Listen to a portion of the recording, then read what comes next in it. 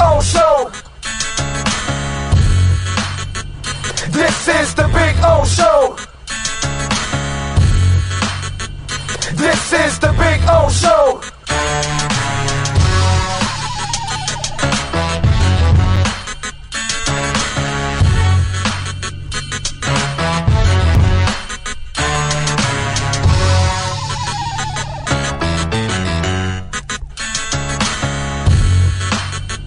This is the Big O Show. This is the Big O Show.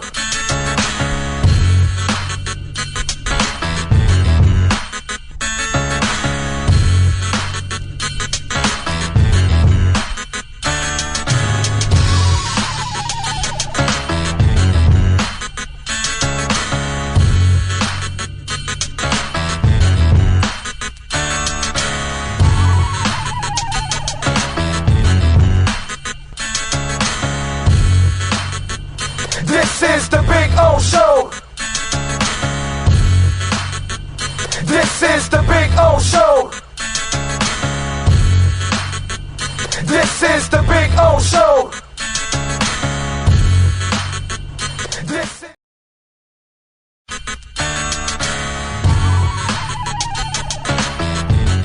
So here we are. I wanted to show you the backyard again because we had some trouble last time, but you know, cuttersedgepro.com does some amazing stuff, and they're the boys and the girl.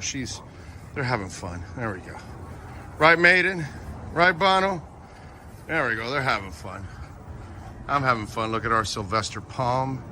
It is beautiful. We got another one in the front yard like that. You can take your home and landscaping to the next level. And the artificial turf, look at that. Look at that. The two dinosaurs going at it, huh? Look at that. Gotta love the dinosaurs. Look at them. They like to bite each other's legs. That's what they do. They play with each other and then they bite each other and they piss each other off. It's fun. One is Bono, which is the one farther away from you, and Maiden. She's the girl right here. She's a badass. That's for sure. So anyway, see the flowers are coming out. Very nice. cuttersedgepro.com, folks. This big tree there will start budding that I'm showing you there soon. It'll have all kinds of flowers. I'll post another video and I'll show it to you. This is a backyard where everybody gets to hang out. Over there in the corner there, I put the barbecue and cook. So that way it's the farthest away from the house, you know. If I light myself on fire or somebody else, we're out in the corner away from everybody. There you go. So you can get some flowers coming out, which is a beautiful thing. And I swear by this artificial turf, it always looks phenomenal. I don't have to cut it. I don't have to water it. And so I'm saving a lot of money, hundreds and thousands in the long run, because I'm not watering or, of course, cutting the grass. And you know, here in South Florida, we cut the grass like every 10 to 14 days.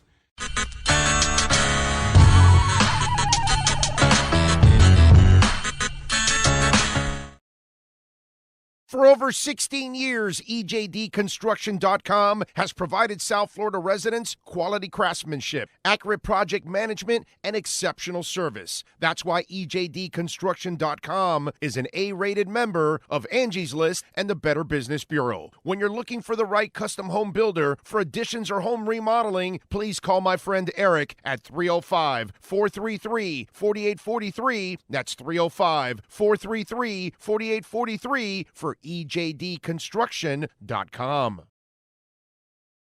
When you move, you need a reliable company led by passionate folks eager to assist its customers during a transitional process that needs to be smooth. Call Essential Moving Experts at 844-368-5750 for all your local and long-distance moving needs. You can rely on Essential Moving Experts. Mention the Big O Radio Show and get $150 off. Family owned and operated. They offer free 30-day storage, full service moving, fully licensed, bonded, and insured. Moving was never so easy. EssentialMovingExperts.com. Oh, I think I know what this is. Houston, we have a package. Hello? No matter where you are, the Sloman Shield home security system guards your home. With next-gen perimeter protection, 24/7 monitoring, and interior motion sensing.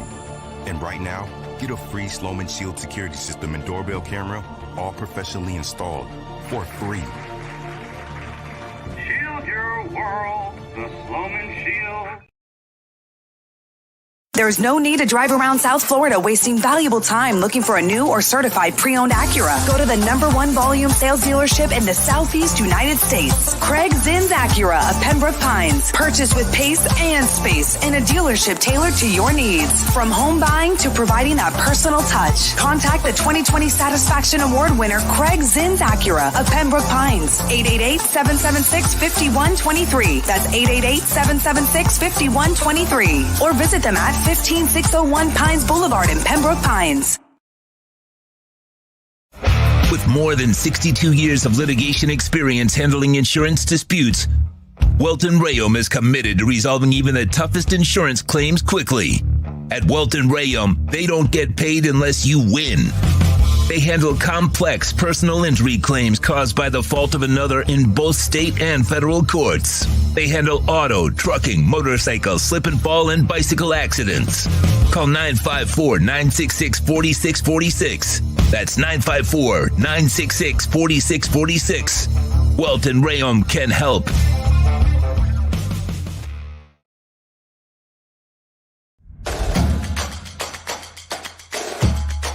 Welcome to Caneswear. New store, new items, same great experience. Family owned and operated since 2010, Caneswear has the latest merchandise from the Miami Hurricanes, Miami Dolphins, Florida Panthers, Inter Miami CF, and more. Come visit us at our store in Davie on University Drive, just south of 595, or online at caneswear.com. Caneswear, the spot Miami fans shop. When presenting an award to an employee, athlete, executive, or fantasy GM, make sure you call Orvieto's Awards and More. For 35 years, these custom award specialists have been providing plaques, trophies, custom framing, while providing state-of-the-art laser and computerized engraving, UV printing, and glass crystal etching. They do all their engraving and printing in-house for quality control. Call Charles at 305-949-8098 or visit them at orvietosawards.com. Orvieto's Awards and More, where recognition is rewarding.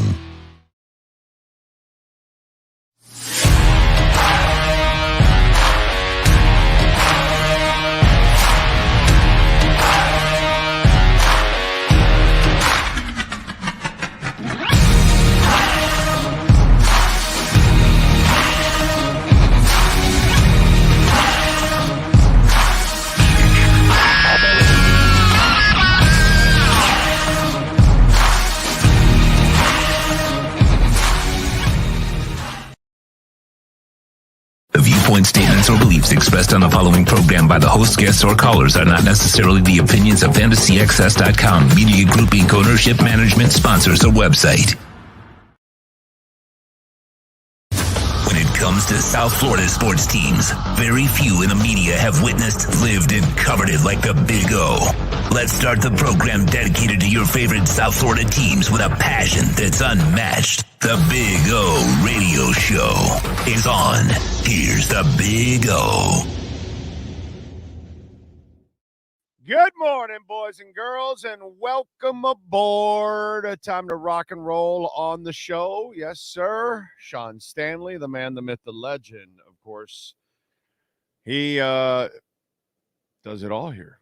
That's it. He's the one that just pretty much just dominates here on the platform. We are riding his coattails.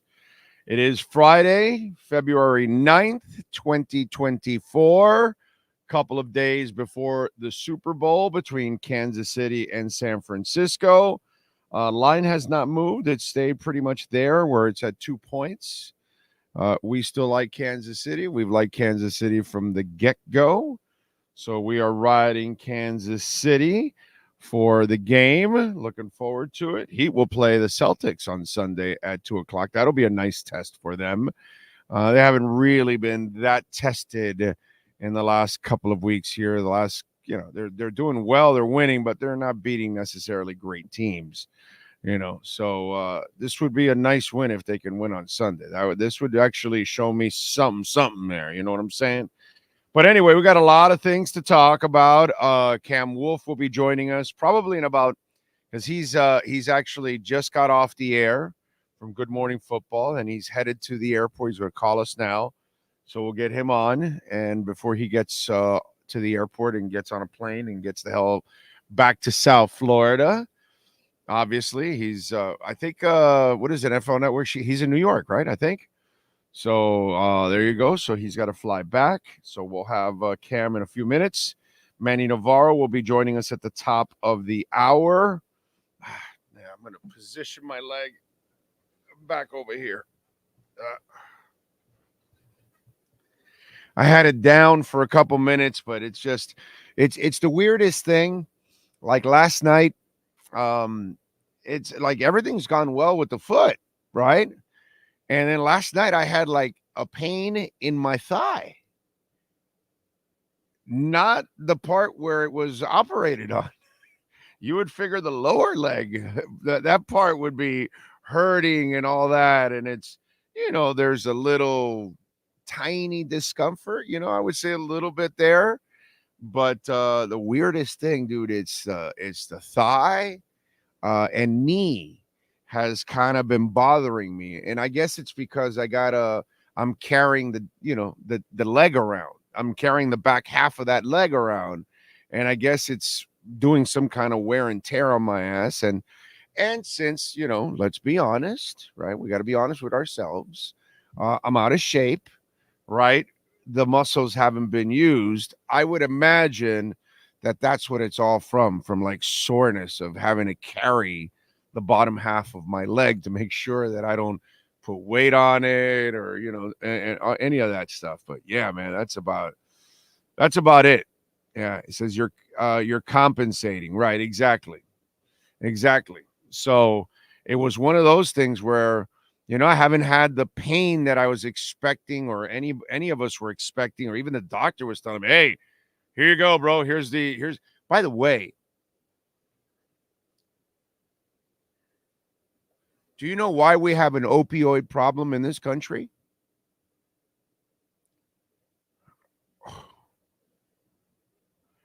$15 of those, it's Percocets, right? Yeah. 15 of those Percocets with our insurance cost us 90 cents.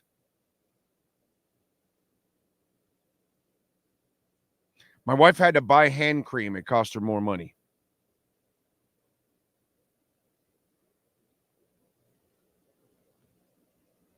This is why we have this problem in our country.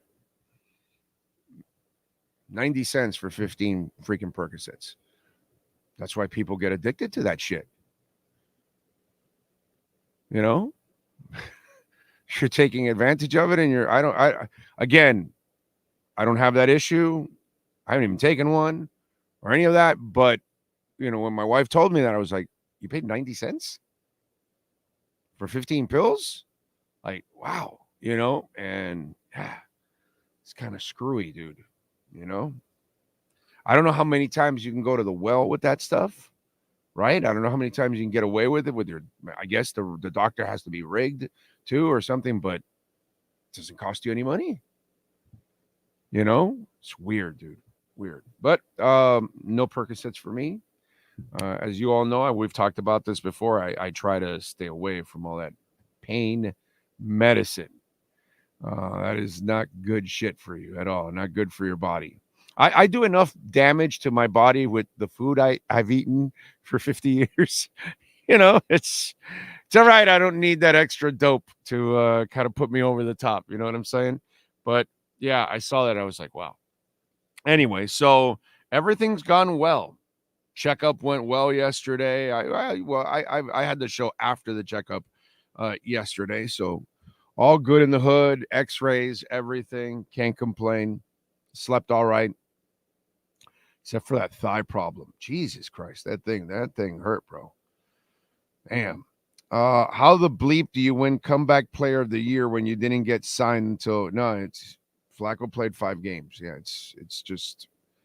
it's stupid, really. It's irresponsible to put Joe Flacco as comeback player of the year. We'll get into that. I got a bunch of things that I want to talk about. TUA haters. I'm gonna talk about something that would expose the shit out of TUA haters. because, the TUA haters a lot of times are also kind of phony. And so I'll tell you why they're kind of phony overall. So we got that. An interesting Dolphin tie. A story that is tied to the Dolphins, but not necessarily the Dolphins, but I like, and I want to talk a little bit about that. We definitely got to talk about some of the MVP honors, Hall of Fame, all that kind of stuff that went on yesterday. Some people got screwed. We definitely got to talk about that. Also, I got a question for you South Florida sports fans all over the world, right? Something that happened yesterday in another town, and maybe an idea you think they should, or a suggestion you have that they should do in this town also. So we'll get into a bunch of stuff. Bitcoin, it's a beautiful Friday, baby. Bitcoin crossed 46 yesterday. Now it crosses 47. We're on our way to 50 now, as the GBTC flows have gone down and the selling off is, drying up. And yesterday was the second best day for ETFs in traffic. Okay. I mean, they've crossed the billion every day except one day that it was 930 million or something like that.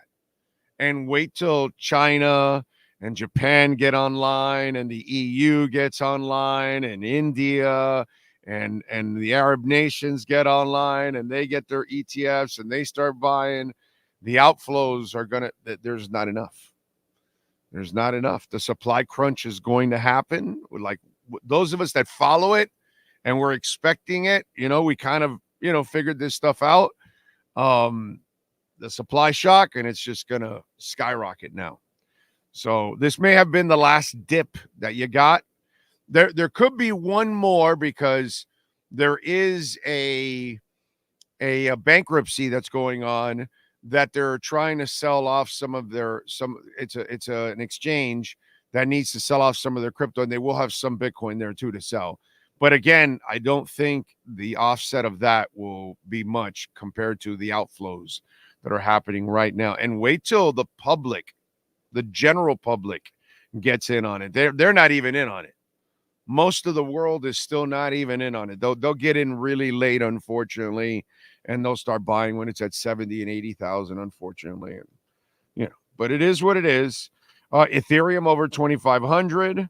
So this is just a beautiful day. I don't know. Do we hit 48 today? That's the question. Do we hit 48 today? Illuvium up over 5%.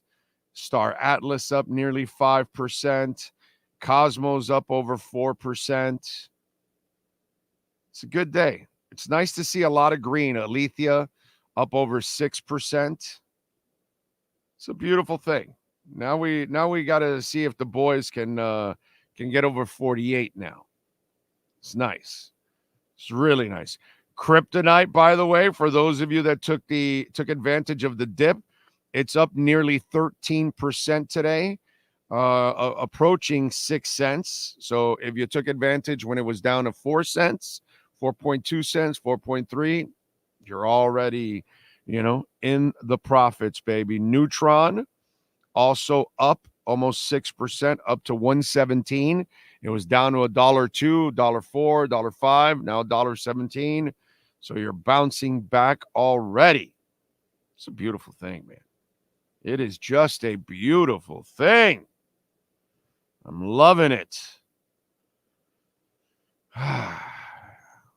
Panthers last night, they got it done. That was good.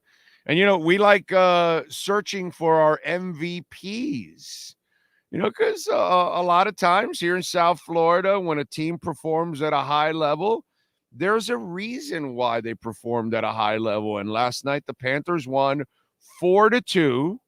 So let's go with our Cutter's Edge MVP of the night. Who's last night's MVP? For your complete landscape solutions anywhere in South Florida, there's only one MVP. CuttersEdgePro.com. Here's our CuttersEdgePro.com MVP of the night. William Quigley is the MVP of every night because, I mean, there are so many lawns and so many HOA complexes and businesses that look so much better thanks to the great people at Cutter's Edge Pro. So William Quigley definitely is a Cutter's Edge MVP of the night, but I got to give it to Mr. Tkachuk. Matthew Tkachuk last night had a goal and 2 assists, leading the Panthers in a 4-2 win. Bob had 21 saves, but Tkachuk, man, that addition of Tkachuk, he is emotionally what he brings to the table. It's just like it's almost like there are like umbilical cords that are going out to everybody else on the team, right? And they feed off of his energy, his intensity. Even if he doesn't have a bunch of goals that night or whatever, that team feeds off of that dude. It's just so fun to watch the way he plays the game. The Panthers are 32-15-4. Okay, I love to, I know it's all about points in hockey, but the record is so impressive, dude. I mean, this is a team that takes it serious every single night. I wish our basketball team would do the same thing, but unfortunately, hockey is completely cut from a different cloth. Those players take pride in everything that they do. NBA players are spoiled brats that, give me this whole thing, load management. And here's hockey players playing the same 82 games, but physical and load management. Bro, kiss my ass with load management. Anyway, Matthew Tkachuk, who played with a broken clavicle last year and scored, last night had a goal and 2 assists. That's my Cutter's Edge MVP of the night. The MVP of the night is brought to you by CuttersEdgePro.com. Servicing HOAs, condominiums, townhomes, commercial properties, corporate parks, and malls throughout South Florida. CuttersEdgePro.com. Providing South Florida MVP performance every day of the year. Roll call. Let's give Mr. Omar Geiner number 1. He is in first up on a Friday. Joseph is in. Thank you. Very nice of you, sir. Says thankful for another day to listen to my big bro, Big O. That's very nice of you, Joseph. I appreciate that big time. Stephen Joseph is in. Off season is right around the corner, Stephen. Hang in there. Steve Chapman says, I'm happy you're back on. Well, I'm back on my foot. All right, Steve. I'm not back on my feet. I'm back on my foot is what I am.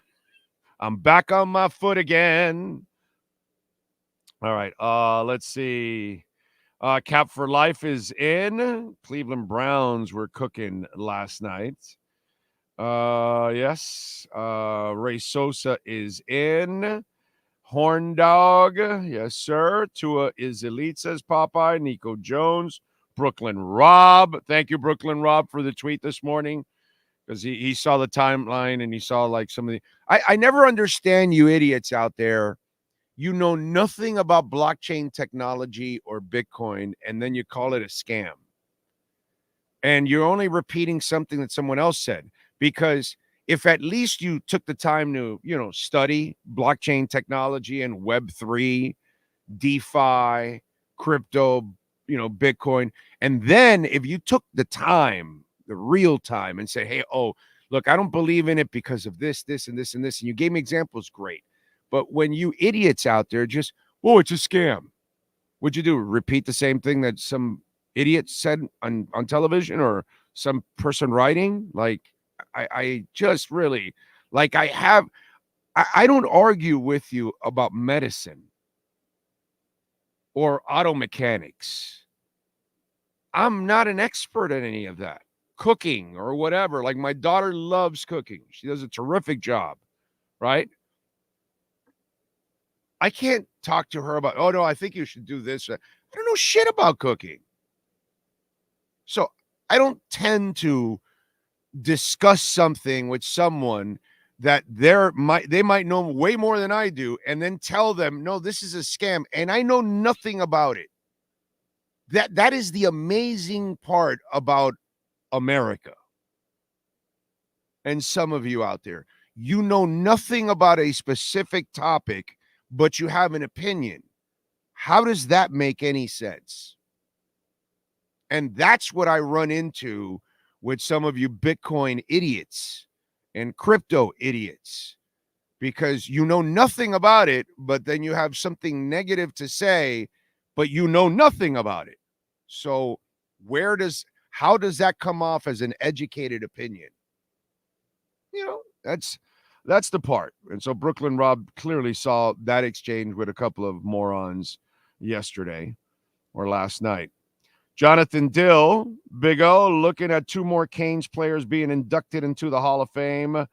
How backwards the U has become in recent years with the talent evaluation. Yeah, it's gone way downhill, man. Gus 1388 is in the house. Jamie Zoria reminds everybody to smash the like button. And remember, it's time spent listening is what really helps us. Okay, that's the true component to helping us and helping us succeed and have more success is time spent listening. Popping in and just hitting the like button and popping back out doesn't really help us. It kills the average. So it doesn't really help us. Cosa Nostra, Miles Deep, Kyle Cockrell. He says Bitcoin is pumping. Altcoins are pumping. It's a good day. Yes, sir. Yes, sir. Jay Gelfin is in. Luis Benito. Why do they have a stable coin? This is what I would tell you, Luis, since you sound like, you're a newbie to all of this. You need to go read. You know what? Maybe you should go on YouTube and find out what is a stable coin so you can learn. Okay? Because I don't have time here to explain stable coins to you and why they exist and what they're going to replace.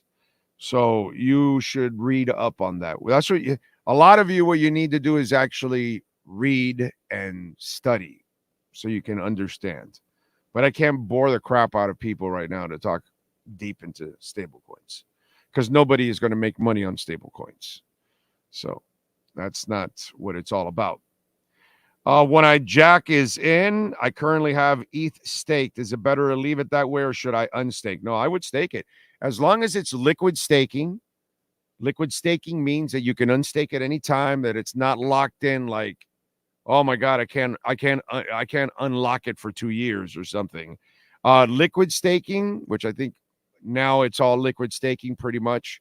As long as it's that's the only kind of staking I do. If it's not liquid staking, where I can unstake it as soon as I want and sell it if I want, or move it to another wallet or whatever. As long as it's liquid staking, I would stake, dude. Earn interest, bro. Make your money work for you. Angelo De Jesus is in Albuquerque. Thank you, sir. Appreciate you. Alexis Palenzuela. Kyle Cockrell is in. He's trying to help out. You're a stud. Christian. Robert T. 80 Dances. Paul in Connecticut, that is. He says, let's go Bitcoin. Brian Landis. Cap for Life. Let's see. Lord Warden. How the bleep do you win comeback player of the year? Yeah, I know. It's brutal. And, I could talk a little bit about this one before we get Cam Wolf on. He hasn't chimed in yet, but the Baker Mayfield thing, it's a crime. And listen, however you want to look at comeback player of the year, Damar Hamlin is not a comeback player of the year. Coming back from the dead is not a requirement. Okay? He deserves a courage award. He was never a player in the first place. That's part of being a comeback player. Like when we gave it to Bernard King, he came back from a devastating knee injury back in those days and had a season of all seasons. That's comeback player. A season of all seasons. And so Damar Hamlin, as we've talked about this in the past, he was a bench player, a guy that was barely hanging on to an NFL roster. There's no comeback there. And Joe Flacco was signed with 5 games in the regular season. 5 games.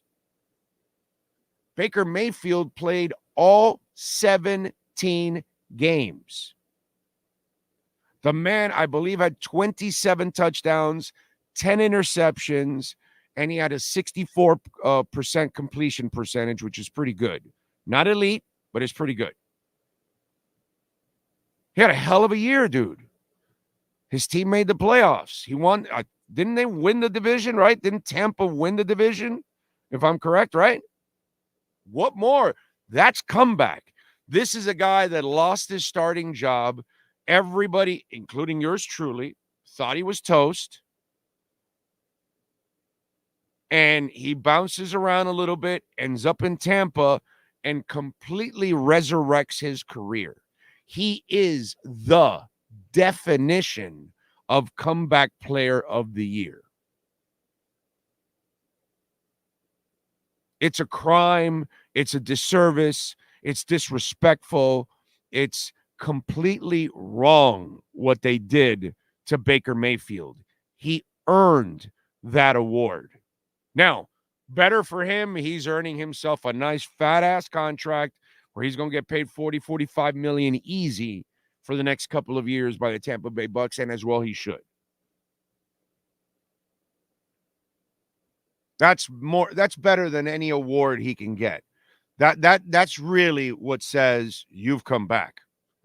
Okay, let's not kid ourselves. The award is nice, but the salary he's about to get is the ultimate reward that, hey, yo, dude, we believe in you. You know? Just like Ronnie Katz, Boca jaw surgery. We believe in him. He knows how to get it done. You ever have any jaw issues and teeth and all kinds of stuff? He took care of my wife, by the way. My wife lost a tooth in an accident, and so we're in the process where they've put the stuff in place to put the replacement tooth and all that. So he has done the surgery and helped out Sean too. Sean needed some help too.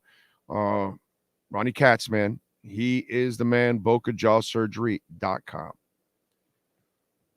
So just a shame, to be quite honest. A shame that Baker Mayfield got screwed out of an award that he earned in a big-time way, dude. That to me, unacceptable. But whatever. I personally, if you're in the AP and you voted for Damar Hamlin or Joe Flacco, I would strip your vote. How about that? That's what I would do. Okay? I would walk up to all those AP writers, anybody that voted for Damar Hamlin, anybody that voted for Joe Flacco, I'm taking away your credential. I'm taking away your right to vote. Okay? Baker Mayfield should have been the MVP, the comeback player of the year.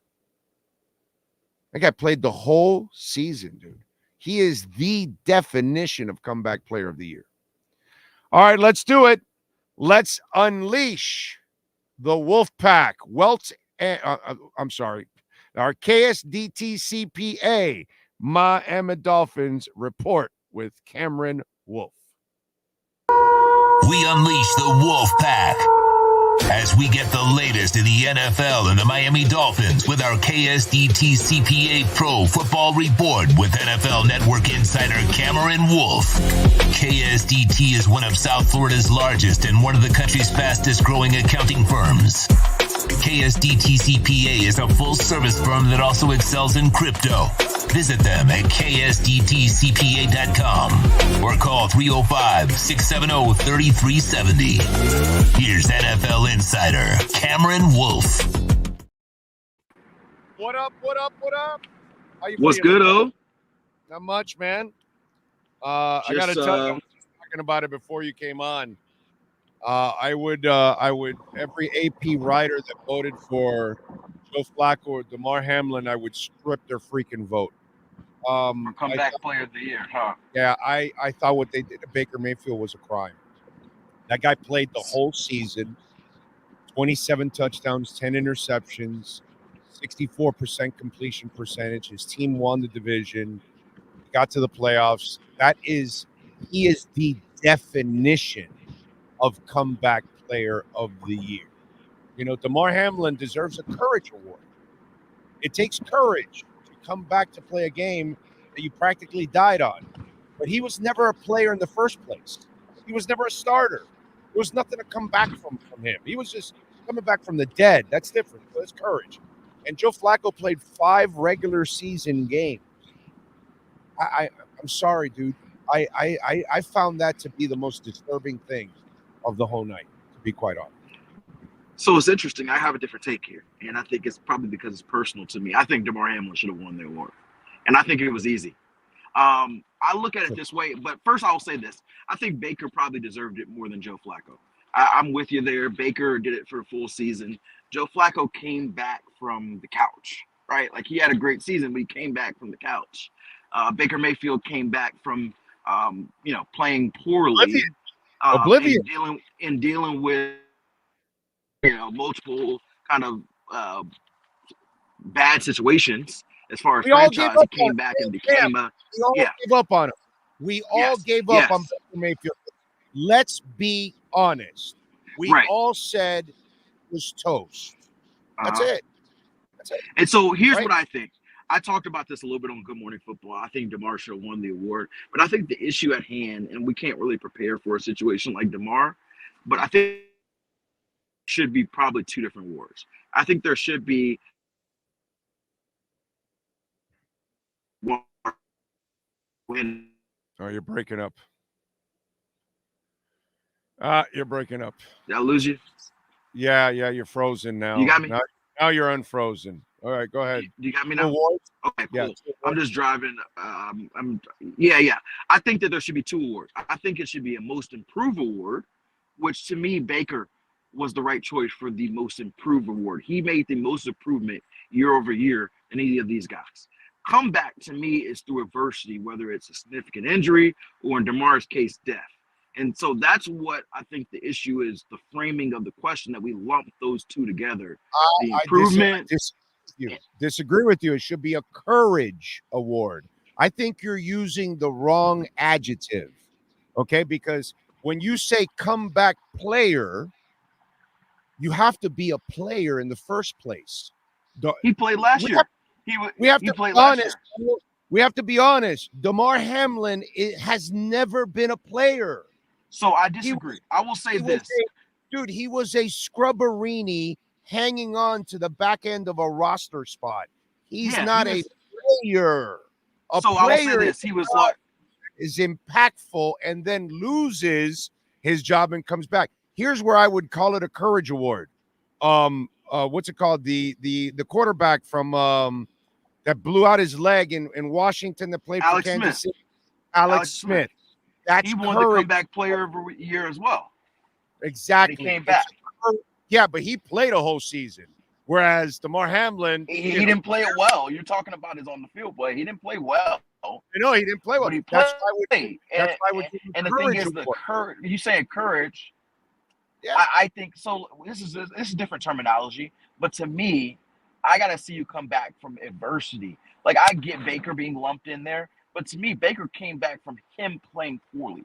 Like, it was his own play. He didn't come back from any trauma. He just was bad in the systems they had him, and then he became good in a different system. To me, that's not coming back from anything. That's being the most improved. That's not. He didn't come back from anything. He just improved. To me, coming back from something requires adversity, trauma. Something happened to you, and you overcame that and still was able to come back to this game. And so I get the DeMar argument. But you came back to actually play. You came back to actually be a player. That's what I was saying. I get the DeMar argument that he didn't. Never a player, and he wasn't a player again either. He's never been a player. That's the problem. I get that we get this emotional tie with DeMar, and he almost died in the heart, and we have to have some sympathy and all that. but we are allowing our sympathy to cloud our judgment. The guy was disagree.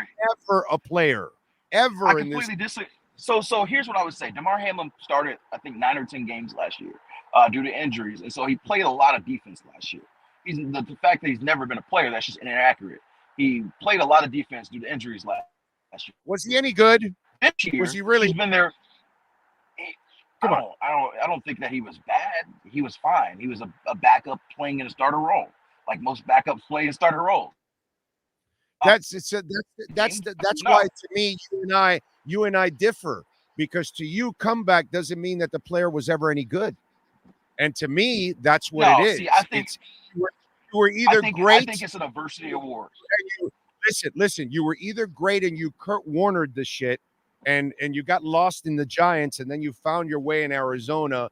That's comeback player, or you blew out a knee, and then you rehabbed, and then you came back and had an amazing season. That's comeback. You came back to be a player again, one way or another, injury or adversity or whatever it is, or maybe you ended up in the wrong situation, that it was a terrible offensive coordinator, defensive coordinator that didn't set you up for success, and then you go somewhere else where the change of scenery, all of a sudden, Geno Smith, and you're, a comeback player of the year. Right. To me, that's what I like for comeback. Yeah. You actually came back and you played. I get you. To me, we just disagree on this. I think what your discussion is most improved is on a field thing. To me, this is an adversity award.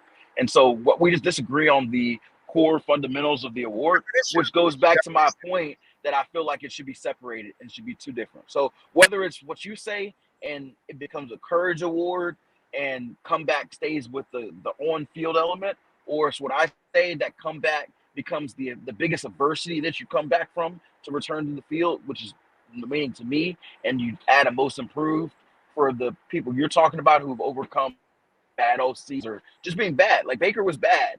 He was a first-round overall pick. Like this isn't a boost, or he was the first overall pick in the draft. He kind of flamed out, and now he rekindled. And so that's improvement. I don't know if that's necessarily came back from any trauma or adversity. And so that's, we're talking a little different in the meanings. Cam, there is comeback to it because it's hard to get knocked down in public. And then that plays with you mentally also. And it plays with your confidence. And you've got to fight. And you've got to believe in yourself that you're going to fight through all the adversity, and all the people like Orlando Alzigari saying, oh, yeah, Baker Mayfield's toast. He'll never do anything again. And there you go. Right. You go to TUA and you tell Orlando Alzigari, see, you're an idiot. You don't know what the hell you're talking about. I am a player. So to me, there's a lot to coming back for Baker Mayfield, because he had to hear it from everybody that he wasn't good enough, that he was never going to be a starter again. That F's with you mentally, dude. I hear you. Yeah. And like I said, I would have voted Baker second for the award. I think Tua was also a worthy candidate, although Tua probably didn't get it because he was good last year. Even though the concussions were a big deal and a big part of the narrative, people forget Tua was very good last year. And so to me, that's why I feel like he doesn't get the award. He came back from concussions, but he it was not a career-threatening thing in my opinion. Yeah, right. I would. Here's the last thing I will say on DeMar, and obviously we disagree, and I think there's probably more people who agree with you than agree with me, which is fine. We're in this place to agree to disagree. I was there in the ground for 8 days in Cincinnati where he died, and seeing the looks on people's faces, seeing the impact of people outside of football. You could say what he wanted about what he was as a player. He was a backup who played starter reps. He's come back and been a special teams player this year primarily. But I talked to him. He's still having triggers from that heart attack on the field, and so that's going to affect your ability to come back to play. But it's still important to him to come back. He could have easily just said, you know what, my career is good. I can go on a speaking tour the rest of my life. I don't need to come back to football. I can go use this and speak to kids. It was important for him to come back, have the courage, have the fortitude. Say, I'm going to try to play this thing, even through the difficulty, even through the mental gaps. And to me, that shows a lot. And to me, that's the quintessential nature of comeback. Yeah, you and I just have a different definition of what comeback is.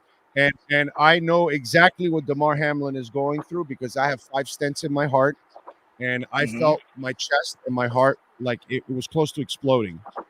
And ever since I've had the stents in my heart, brother, any little like pain, air, discomfort in my chest, it's a paranoia.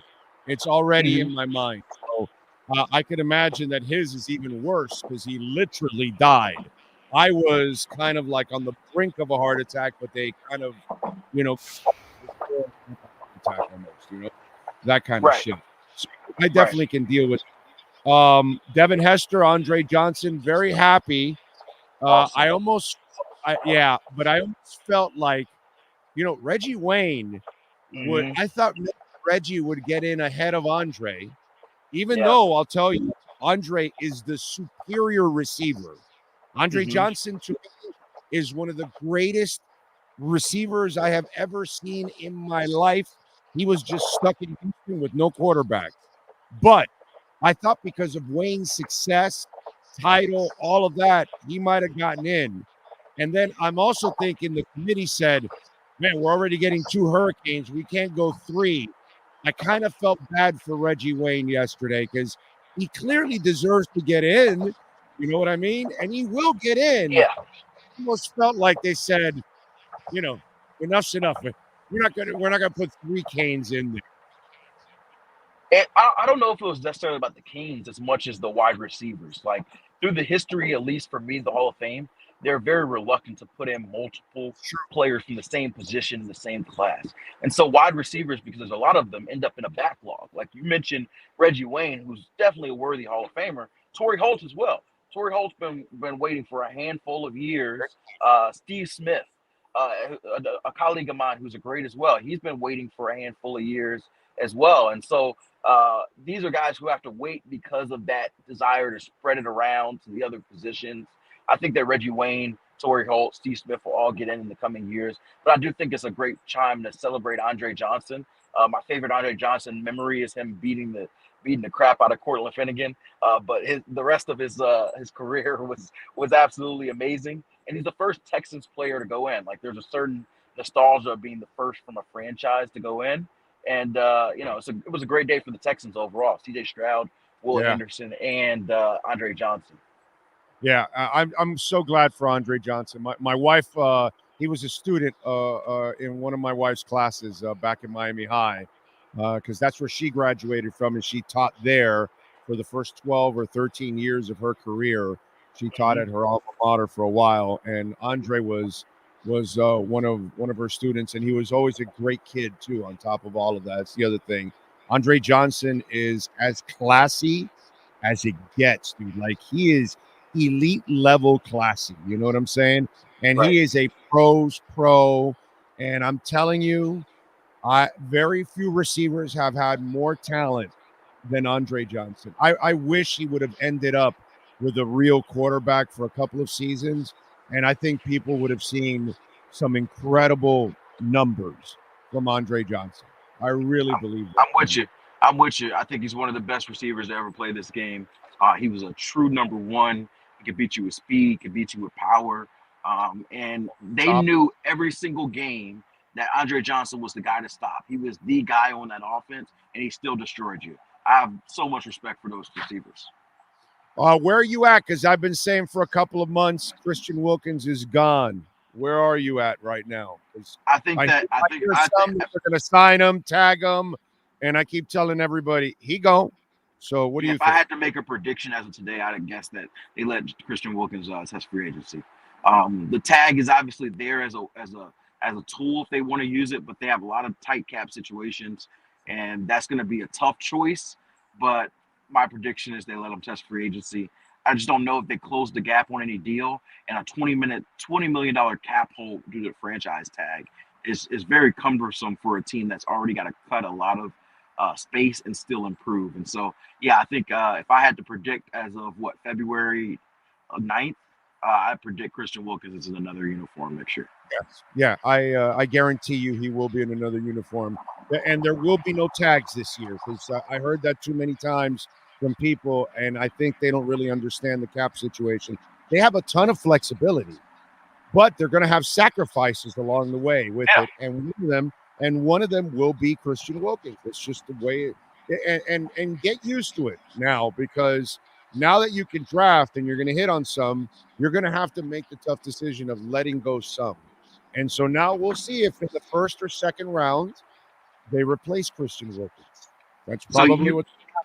Yeah, you've heard me say this before. I think that this year, this offseason, you'll see a Dolphins team that comes back that looks less talented initially, because they're going to have to trust a lot more young players to fill these spots of these trusted vets. Your Christian Wilkins, your Xavier Howard, your Jerome Bakers are all guys all in question as far as next year, as well as the guys who will be on the roster but coming back from serious injuries like Jalen Phillips and Bradley Chubb. Those are 5 starters and key contributors on defense that there's a lot of uncertainty about heading into next year, and they're not going to be able to replace them all in free agency or the draft.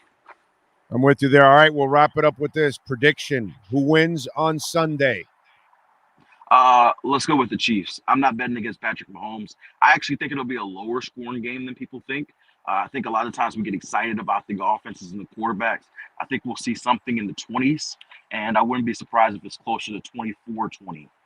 So give me 24-20 Chiefs. And I think there's a big game coming up for Isaiah Pacheco. I don't think he's being talked about a lot. I think Isaiah Pacheco is going to have a huge day.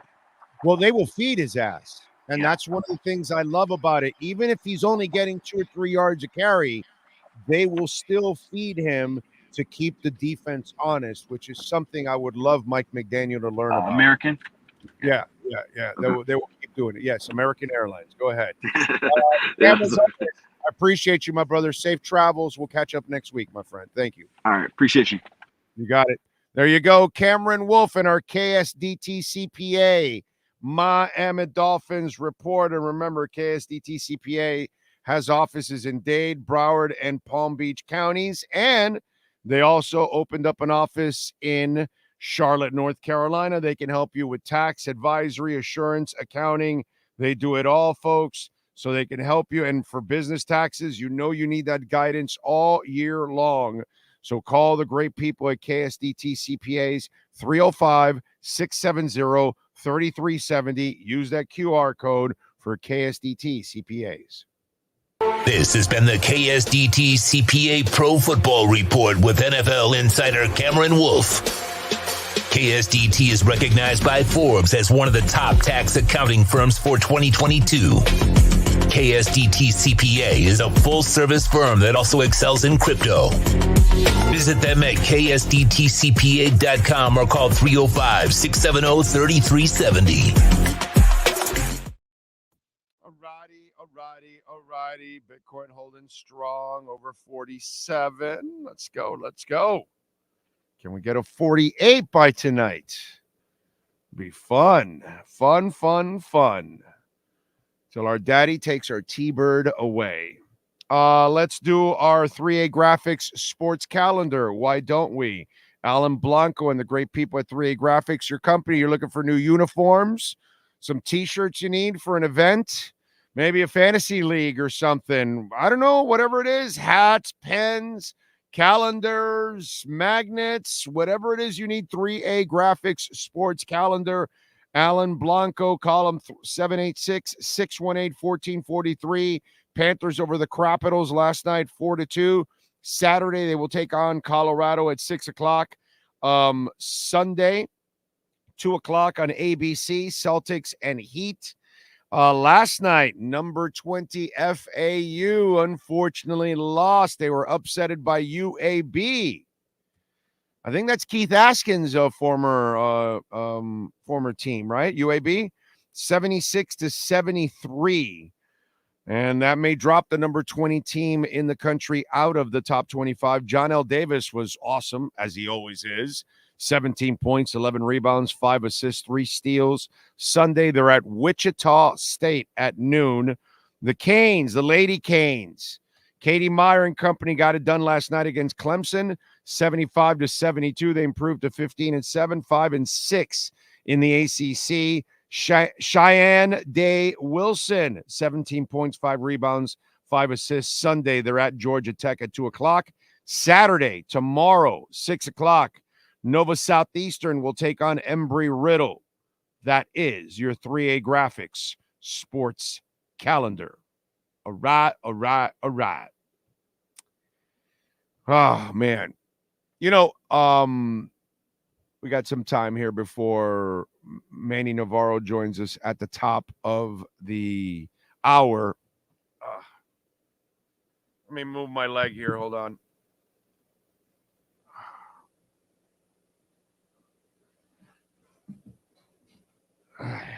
All right. There we go. I'm sure this won't last very long, and I'll have to move it back up. It's just one of those things when you're just in one position for too long, kind of tough. Top of the hour, take a little break so I can stand too now for a couple minutes here. But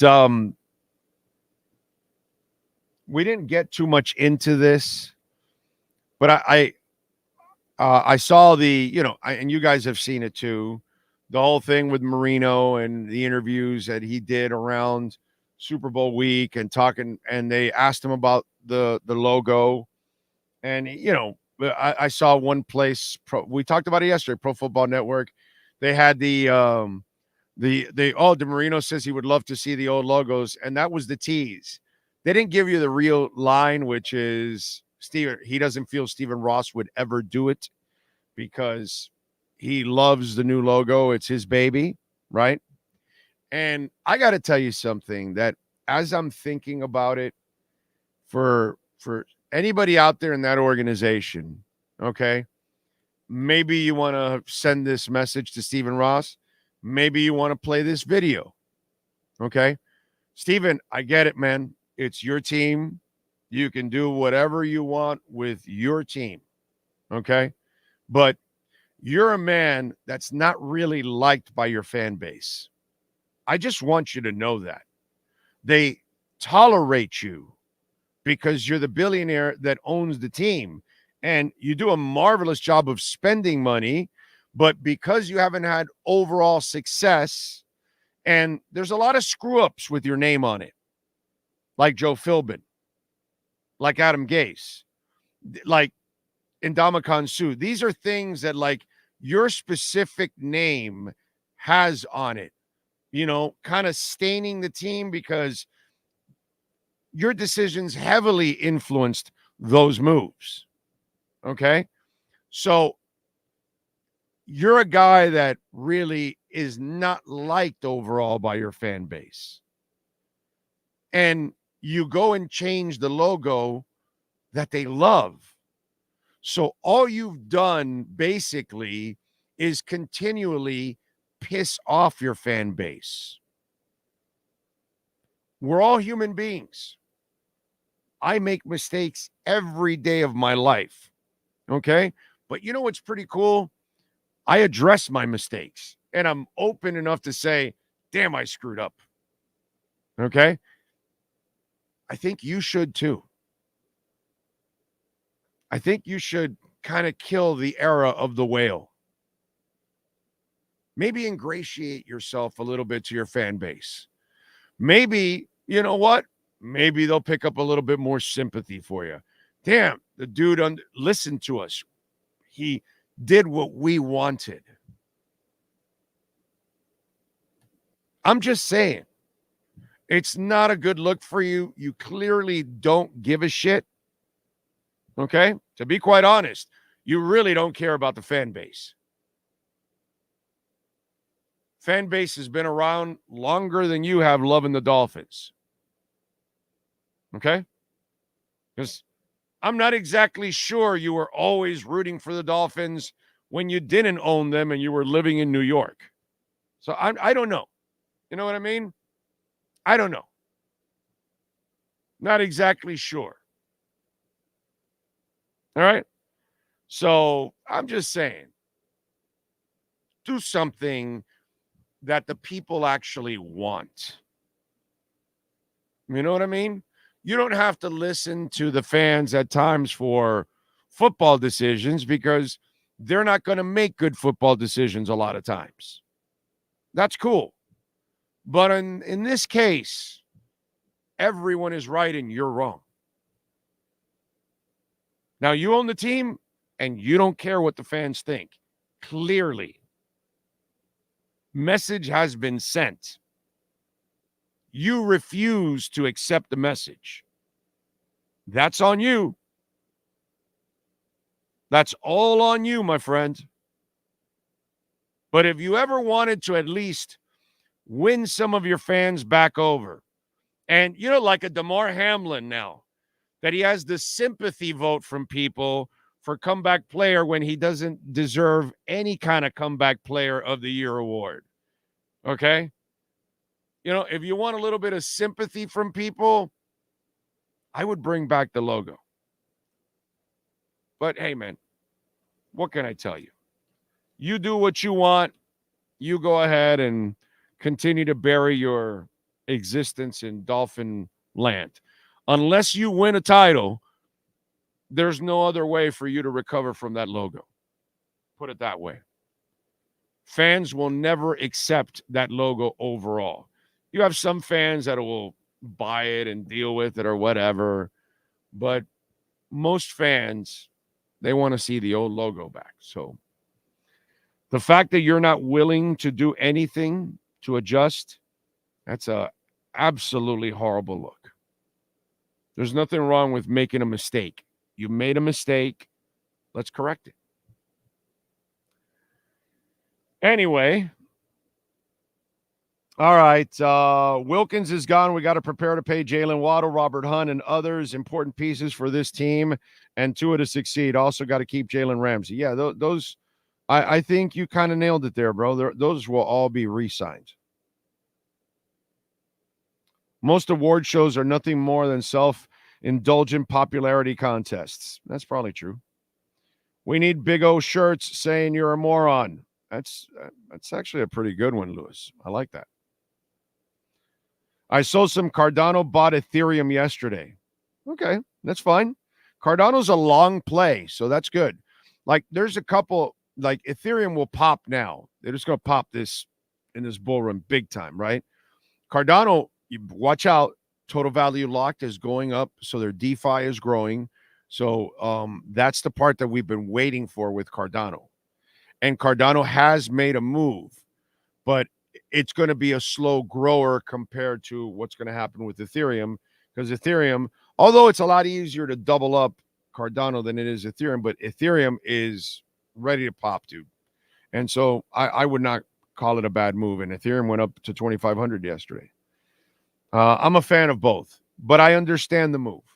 I understand the move on your part. Let's see. I agree with you to sign Derrick Henry this offseason, but if they don't check out Audric Esteem, running back from North Dakota, he could be a hammer, or do we just stick to Brooks from last year's draft? It's a great question. We have to see what they do in free agency first, and then we can start to talk about that. Ocala Joe is in the house. Ocala Joe, thank you for the love on Cash App yesterday. Appreciate you. Remember, Cash App or Venmo at Cash Big O Show. That is Cash Big O Show. Cash App or Venmo. Always appreciate the donations and the support. Alexis Valenzuela is in the house. Drago. Popeye. Let's see, Joey. I want the 2010 Angry Dolphins logo more than these throwbacks, honestly. That's fine. I don't any of the type of throwbacks I'm good with. But as long as it's a type of a throwback.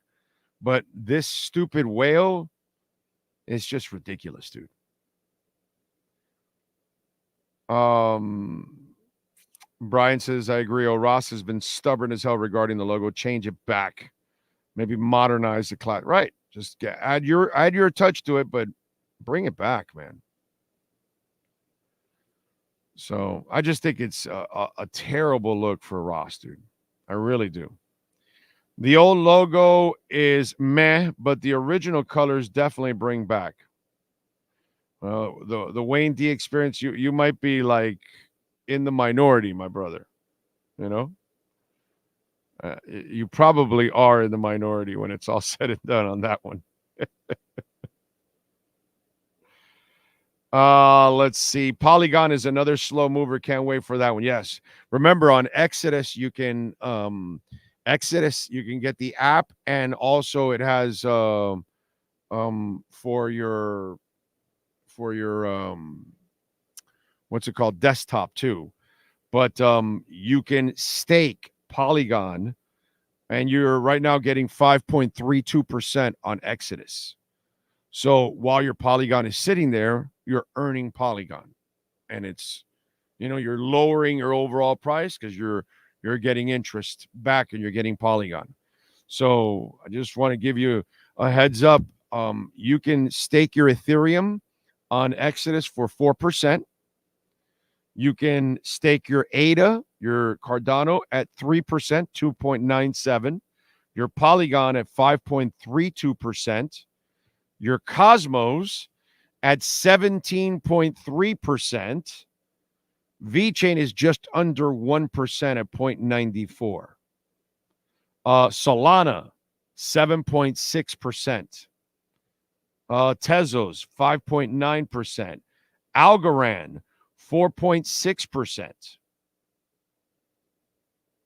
So if you are invested in any of those, Injective Protocol, they've got a 16% staking also.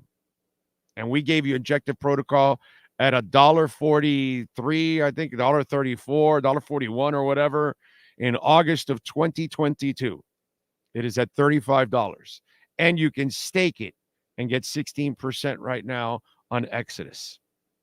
So not only did I give you something that, I don't know, from $1 something to 30 something, I don't know how many times that is. That's a lot. But then you can stake it also at a high percentage. Axelar, fan of that, you can get 8% on Exodus. So we are here to, not a financial advisor by any stretch, but we're making you money. That's all I got to say. We're making you money, baby. Big time. Love it. And where is still over 47,000? I like it. I like it. I like it. I like it. Okay.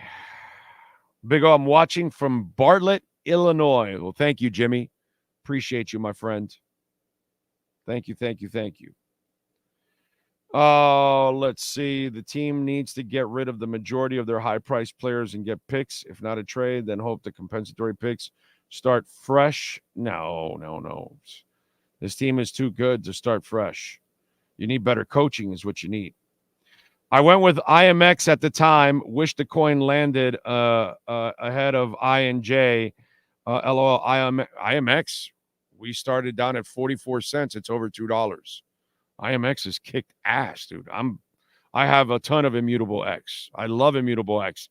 And Immutable X is just starting. It'll be in double digits in this bull run. I believe that when it's all said and done, those of us that got Immutable X as low as 44 cents or 50 or 70 cents, you're going to 20 exit. Easy 20 exit. So we shall find out, my friend. But Immutable X has got so much going for it. It's ridiculous. Let's take a quick break. Hour number 2 is next. Manny Navarro is going to join us. Plus, I want to expose the TUA haters and their hypocritical ways. I'm going to tell you about their hypocritical ways in hour number 2. When we come back, Sean Stanley mastering the platform. Manny Navarro joins us next to talk a little Miami Hurricanes right here on the Big O Radio Show. Oh, great. You have a doorbell camera. Now you have a front row seat to your house getting robbed. They're breaking into my house! Ooh, there goes the TV. I'm sure it'll turn up at the pawn shop. No, not the TV! Just because you can see them, that doesn't mean you can stop them. With Slogans, you get 24-hour monitoring, a free home security system, and professional installation. Plus, free doorbell camera, one that'll actually work for you. Get out of my house! Get out of the house!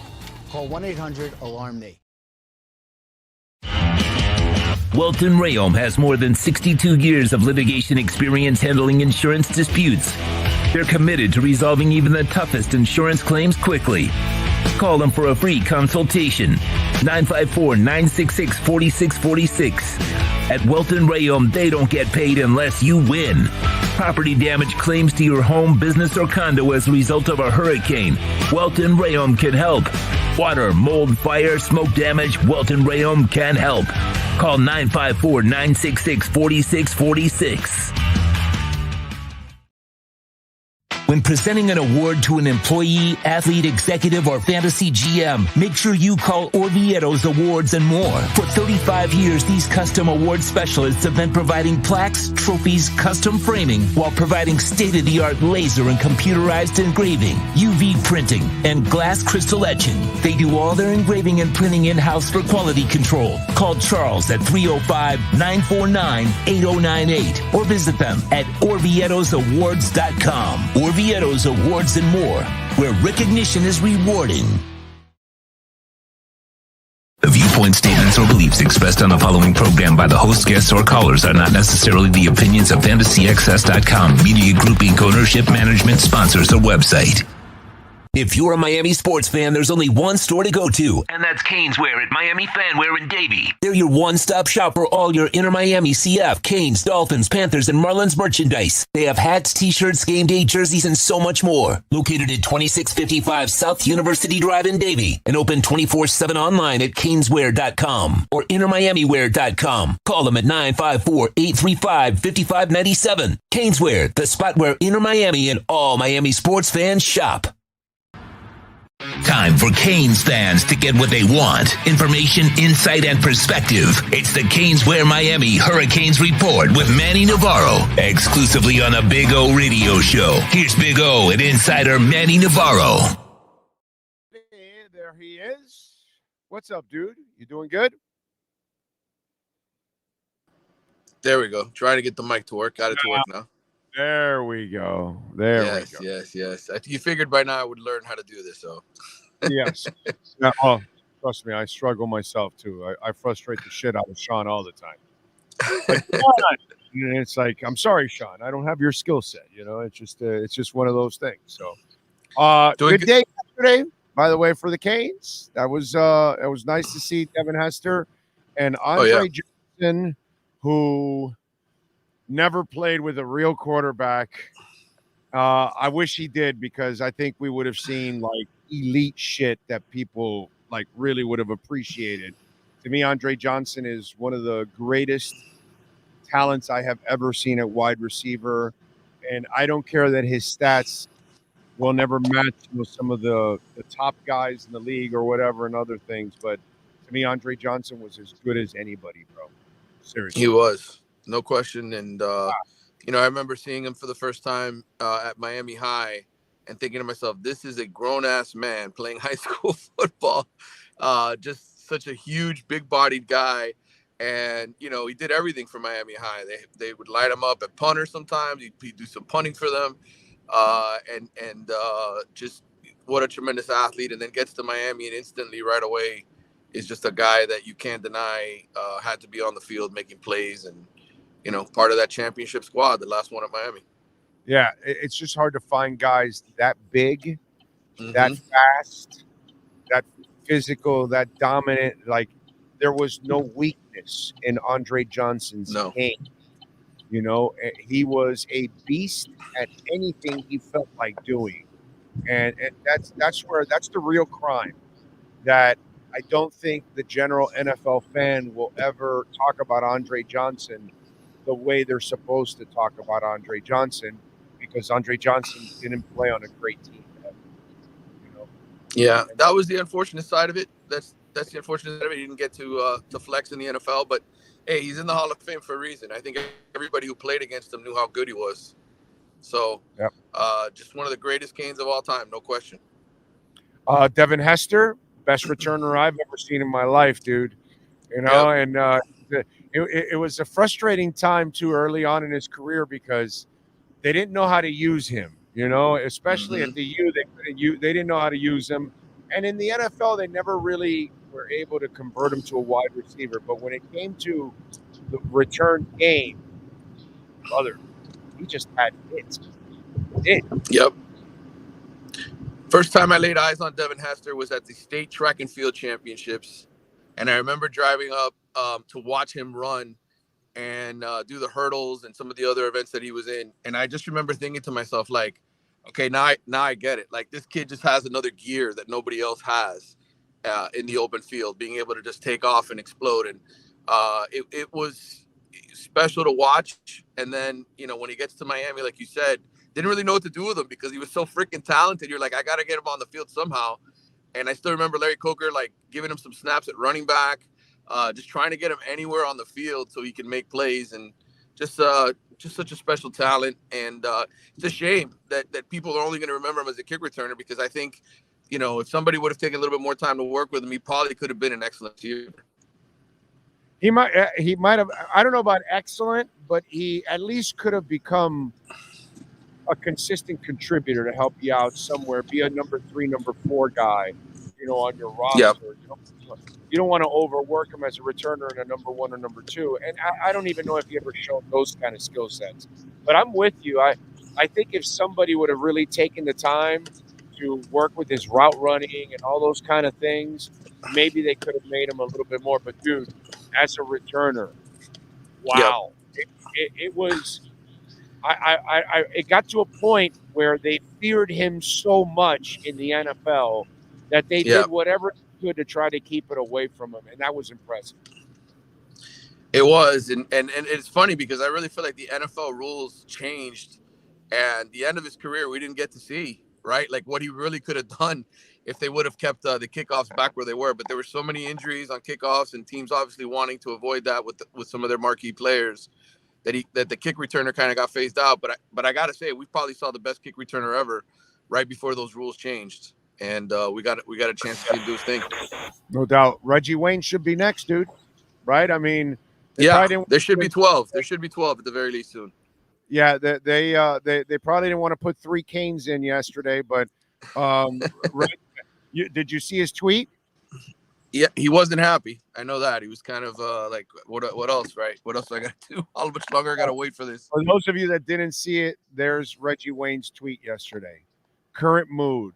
And he just, that's it. Just current mood, and put this guy's face. And you know what? I get it. And let me tell you, I thought maybe he would get in front of Andre. Yeah. Because he has the Super Bowl.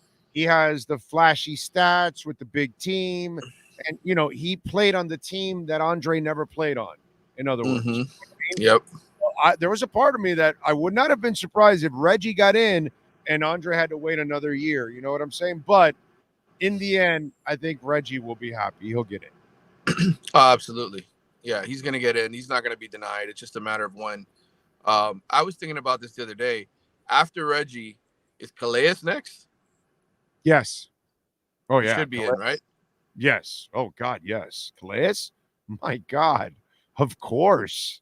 Jesus, that guy was a dominant defensive lineman all throughout his career, man. Yeah.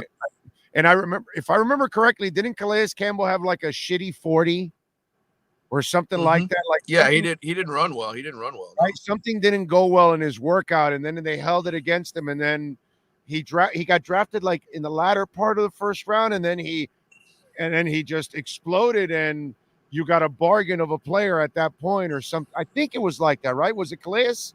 I want to say like that. He wasn't a high draft pick to my memory. But obviously I want to say like 23rd overall or something is why the number that sticks out of my head. But I mean, just over 100 career sacks, right? That's what he crossed that threshold. I mean, he's got to be in. So game record, bro. Game record. And I don't know how many Pro Bowls, but it's just he would be number 13 in my mind.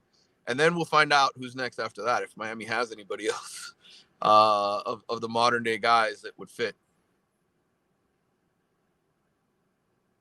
Shit, you're better than I am at this. Who you thinking? I'm trying to think of. Oh, Greg Olsen. Greg Olsen, right? Tight end, right? Jimmy Graham would be another one. He had a great career. Right. What's it called? Frank Gore. right? Mr. Gore has to because he's second all time in rushing. So I mean, how do you not put him in? McGahee, after that knee injury, if you look his stats are Hall of Fame stats. Mm-hmm. Actually, there's a few guys that have a shot to get in. Okay. Yeah, right. And I know Otis Anderson was another one that people have sort of over the years have said maybe he'll get in on the back door, right at the end. But oh God, if he hasn't gotten in by now in the Veterans Committee, when Randy Gradishar and McMichael are getting in, I don't know, man. I don't know on that one. But hey, listen, I don't have a problem getting Otis Anderson in there, but because he was special when he was with the Cardinals. I'm old enough to remember Otis Anderson playing and dominating with a shitty Cardinals team, by the way. Okay. Yep. All right. And a Neil Lomax that used to get injured all the time. Yep. If I remember correctly. If I remember correctly, that was one of the quarterbacks during his era at that time. 14 is the most that any school has. I think it's USC and Notre Dame with 14 each.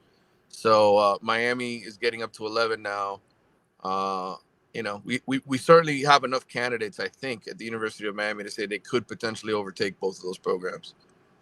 All right, so Alonzo Highsmith left. Any word on replacing him? Nobody yet. Nothing that I've been able to come up with that's concrete. Mario likes to take his time, as we've come to learn, right? In terms of replacing guys, and I'm sure there's probably candidates in his mind, but he takes his time through the interview process.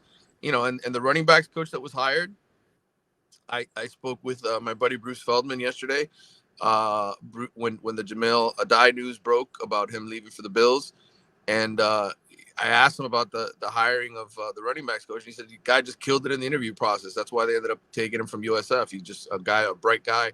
So Mario, the interview process is important for Mario. He wants to be blown away there.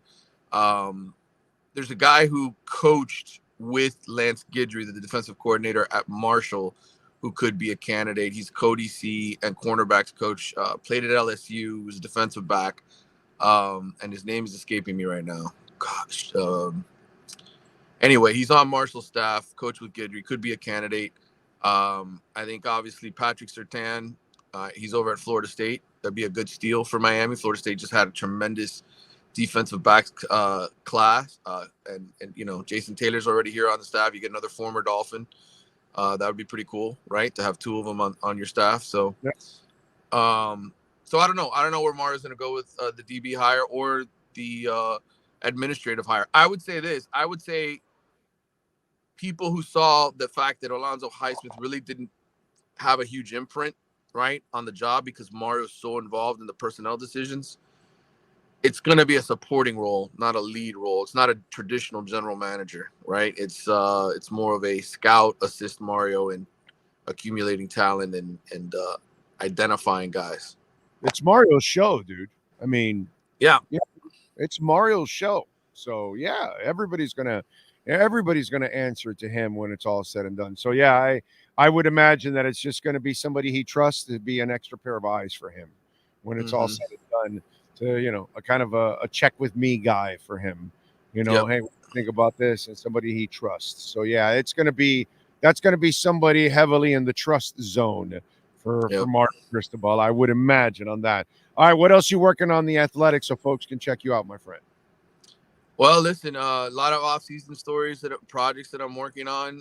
My editor's got a list for me. I just came out with a quarterback story for the 2025 recruits in the state of Florida. If people want to read that. One of the kids is actually going to Michigan, the defending national champs here in the state. Carter Smith out of the Fort Myers area. There's another young man, plays in Jacksonville. Mandarin's going to Florida State. So already committed. These quarterbacks are committing so much earlier through the process. I mean, the juniors, this is like, we used to be, beginning of senior year where they're going to commit. Now it's like beginning of junior year with a quarterback. Miami's already got their own quarterback, Noah Grubbs, who's committed to the program. So they'll be fine with him bringing him in in the 25 class. But if you want to read about the in-state quarterbacks in Florida, there's a story there for the Athletic, and there'll be more in the weeks ahead, including some roundtables where we talk about the incoming recruits in the ACC, the SEC, all that kind of stuff that I'm involved in. Good stuff as always. Follow him on Twitter at Manny_Navarro. Manny, thank you, my brother. Appreciate you immensely. Have a great weekend, my friend. Thank you. You too, brother. Take care. You got it. Don't forget, Caneswear, baby. Use our code BIG010. You will get 10% off. You're looking for some heat gear right there, Caneswear. They got all kinds of shirts and hats and jerseys and you name it. They've got almost anything and everything with the Canes logo on it.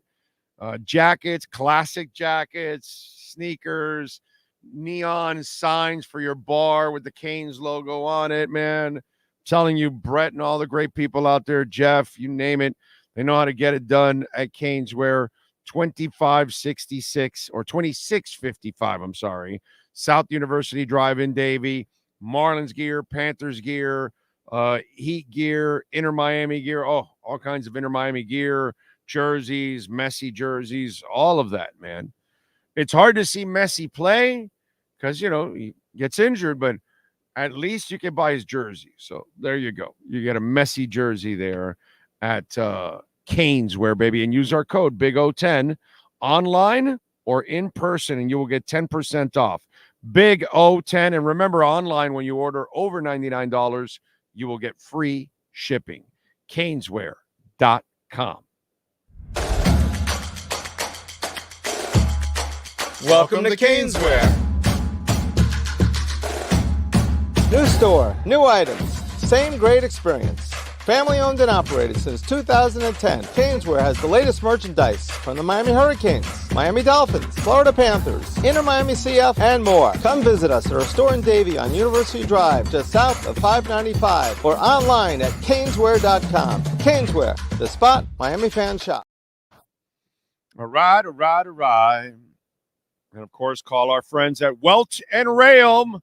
Jeff Welt, he is an absolute stud, big music guy, too, like I am. So if you're into music, you can also talk to Jeff. And if something happened to you in the last couple days, week, month, year, and you don't know if you have a case, call Jeff Welt, man. Welt and Realm, the consultation's completely free, 954-966-4646. Do what a lot of our listeners have done now the last couple of years. They've called Welt and Realm bankruptcy, homeowner property damage, condo damage, criminal defense, business owner claims, commercial litigation, personal injury. Call my friends, Welt and Realm, 954-966-4646. All right. Devin, I guess you got your question answered from Manny about the Hall of Fame. It's USC and Notre Dame with the most. We're third behind those two. So you got that. Kyle says, Big O, you're a utility investor. I'm surprised you don't have any CASPA. It's getting ready to take off. If you haven't done much research on CASPA, you should when you have a chance. I know about CASPA, my brother, and I know it's a good investment. I am just not rich. I'm a working stiff. And so I'm involved. Yes, I do have a lot of chains that do have utility, and I'm invested in them. I just didn't invest in CASPA. But I have nothing bad to say about CASPA. You know what I mean? But there's a lot of coins that, that I'm a fan of that I think are good companies, but I just don't have the money to invest in them. You know what I'm saying? So, like, if I go through it, right, I don't have any Solana, and Solana's a good company, even though I kind of the network crashes were scaring the shit out of me. So that's one of the reasons why I never really got into them. But it's a good company. I know it's got an ecosystem that is just absolutely sick. Okay. I'm not a Uniswap guy, but I know it's a solid company. That's one that you can optimism, not into optimism, but I know it's good. Near Protocol. Love Near Protocol. Not involved in Near Protocol. Let's see what else. Arbitron, I think is, I think it's all right. I'm not crazy about Arbitron, but I think it's all right. Let me go with something I'm a little bit more crazy about. Say blockchain. I don't have any say. I have Sailor, but not say. There's stuff out there that quant. I'm not in a quant, and I think quant is phenomenal. Quanta's, there's not a lot in circulation. I think Quant's going to explode. That's another one. Not into it, but I don't have money in it, but it's good. I think Beam is a very good blockchain and gaming blockchain. I think because gaming is going to be so big, Beam, I think, is pretty good too. These are things that I like, and I don't have the money to be in it. I'm a working stiff, dude. I'm not rich. Wish I was rich. Be fun. I'd get even richer. That's what would happen. By the way, Alethea up 8%. All right. I like it. I like it. I like it. Where are we at with Bitcoin? Bitcoin still over 47. Let's go to 48. Come on, Bitcoin. 47,382. I like it. So there you go. Ocala Joe, thank you, sir. Remember, Cash App or Venmo at Cash Big O Show. That is Cash Big O Show. Ocala Joe, thank you, sir. Appreciate you as always. Very supportive of the show. Thank you, thank you, thank you, my friend. Very nice.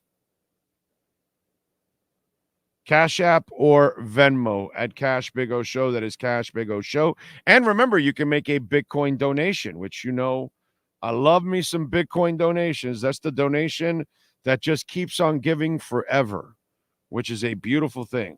We love that. So thank you, Ocala Joe. Appreciate you, my brother.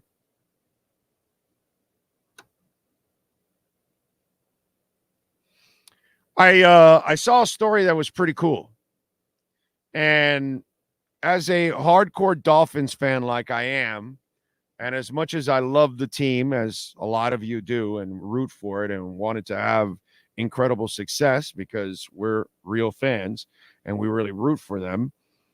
And so I got to tell you that there's a little something that I'm also rooting for now. And now, this something, I'm not going to root for it when it's against the Dolphins, but I am rooting for it because I read a story about Chris Shula. And obviously, those of us that are longtime Dolphin fans and those of us that are older fans, that we lived the Shula era, right? I was born in the Shula era. I grew up with Don Shula. Don Shula and Pat Riley to me are, in a place where they're untouchable. You know what I'm saying? That's where Pat Riley is. That's where Shula is. The love and respect and support that I have for those men will just never end, because what they've done for me as a sports fan in this town and for my teams, I can't thank those two men enough, to be quite honest. The two most important figures in sports history in South Florida are those two guys. Although we could argue Joe Robbie, because without Joe, there's a lot of things that don't happen. But, that's a whole other conversation. But I read this story about the Rams' new defensive coordinator, former linebackers coach, and his name is Chris Shula. And as you all know, he is the grandson of the great Don Shula, right? And so one of the things that he talks about is, his grandfather and the impact that he's had and how he carries himself and how he plans to, continue to conduct his profession and how he carries himself, right? And wait a minute. Oh, okay, there we go. And so Chris Shula is quoted. It says, I'd like to think he would think I did it the right way, Chris Shula said. I just focus on building relationships with the coaches and the players, working as hard as I can to provide clarity for the players so that they can play their best. I'd like to think he'd be proud of a lot of the lessons I learned from him, the discipline, the accountability that you have to show your players by being prepared, by leaving no stone unturned in your preparation so they can go out there and they can feel confident when they take the field. As for his philosophy, My defensive philosophy, it's about the players. It goes back to, I remember somebody asked my grandpa this question: how has the game changed since he was coaching? He had been retired a bunch of years now at that point. And to me, it's simple. The game is relentless pursuit of the ball. It's getting off blocks. It's tackling. It's taking the ball away. Defense hasn't changed over the course of time, and that's what this defense is going to be about. He's 37 years old, right? The Rams, by the way, were ranked number 24 in sacks last year, number 24 in interceptions, number 20 in total defense, number 20 in pass defense, number 12 in rush defense, and number 15 in red zone defense, and number 18 in third down defense. So he's got some work ahead of him. Now, I'm old enough to have seen Shula's two sons coach, okay? And David Shula was a pretty solid coach. I don't know if I would say the same about the other brother in Cincinnati.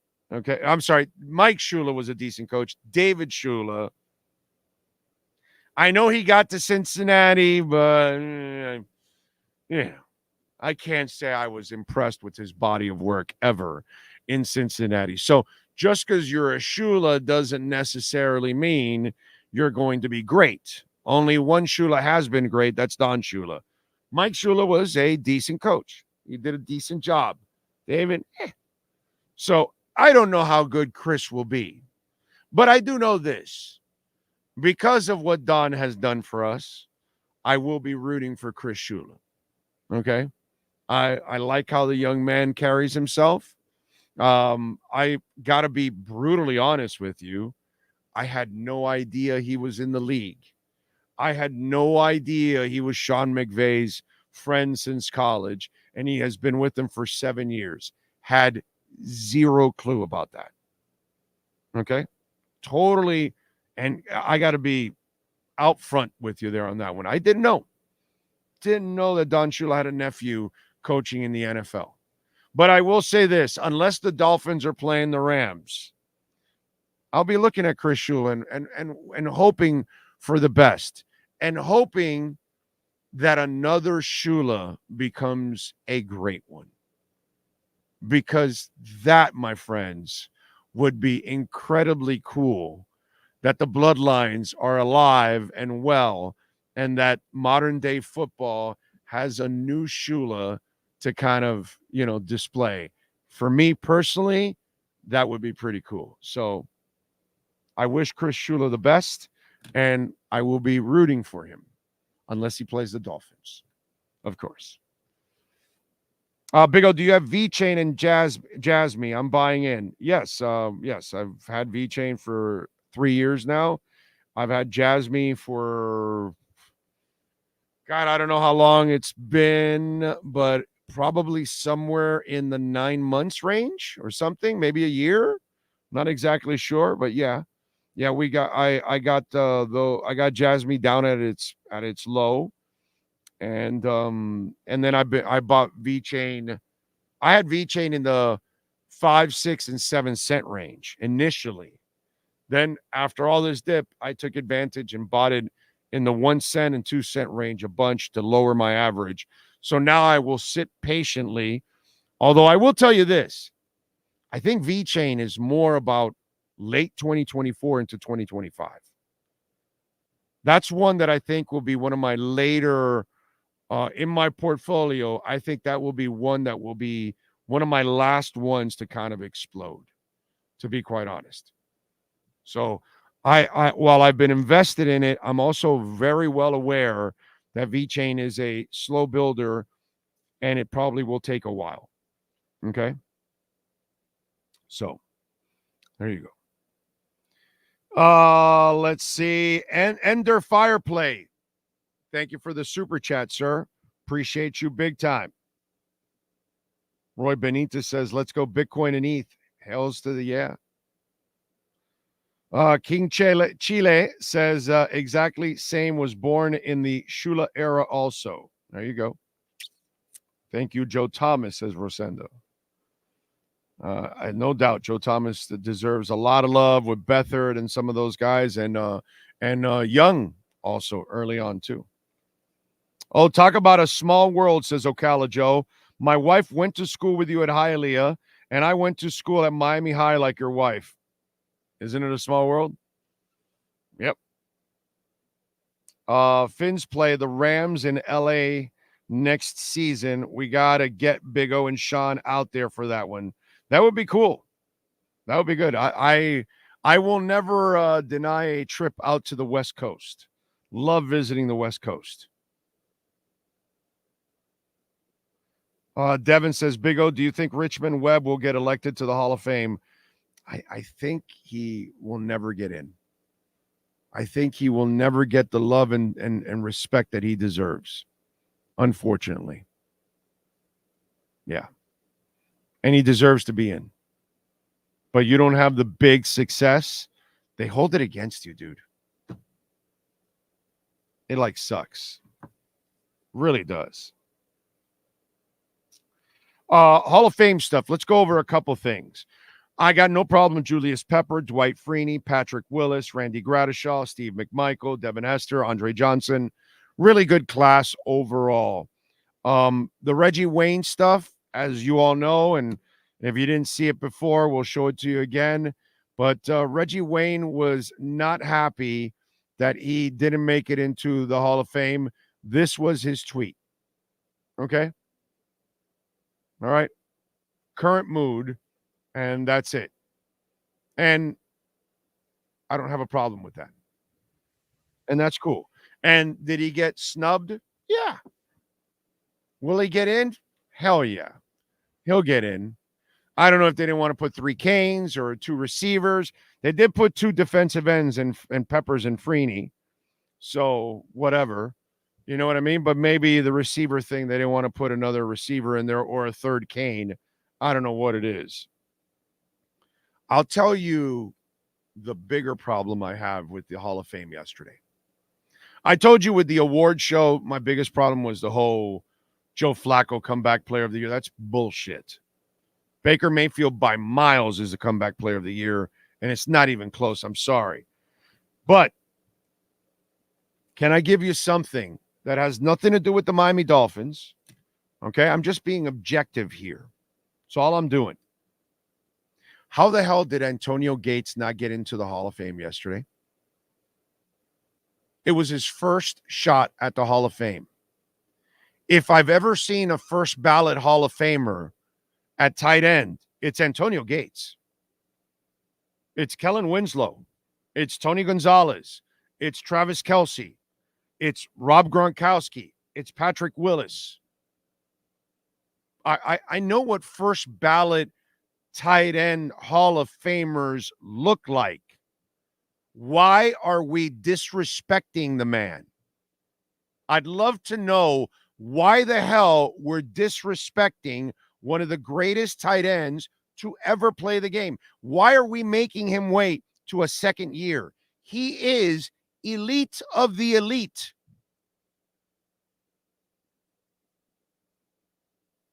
I don't understand that one. You know, the Reggie Wayne thing, he'll get in and, 2 Canes already, a receiver, whatever, fine. Antonio Gates? Antonio Gates is a first ballot Hall of Famer. End of story. I mean, do I got to read his stats? I mean, for those of you that, I don't know, maybe you didn't follow Antonio Gates' career, but the man had 116 touchdowns. He averaged 12.4 yards a catch, which means he had a first down every time he caught the ball. And every time you needed a first down, you could not stop Antonio Gates. He caught the ball 955 times for 11,841 yards.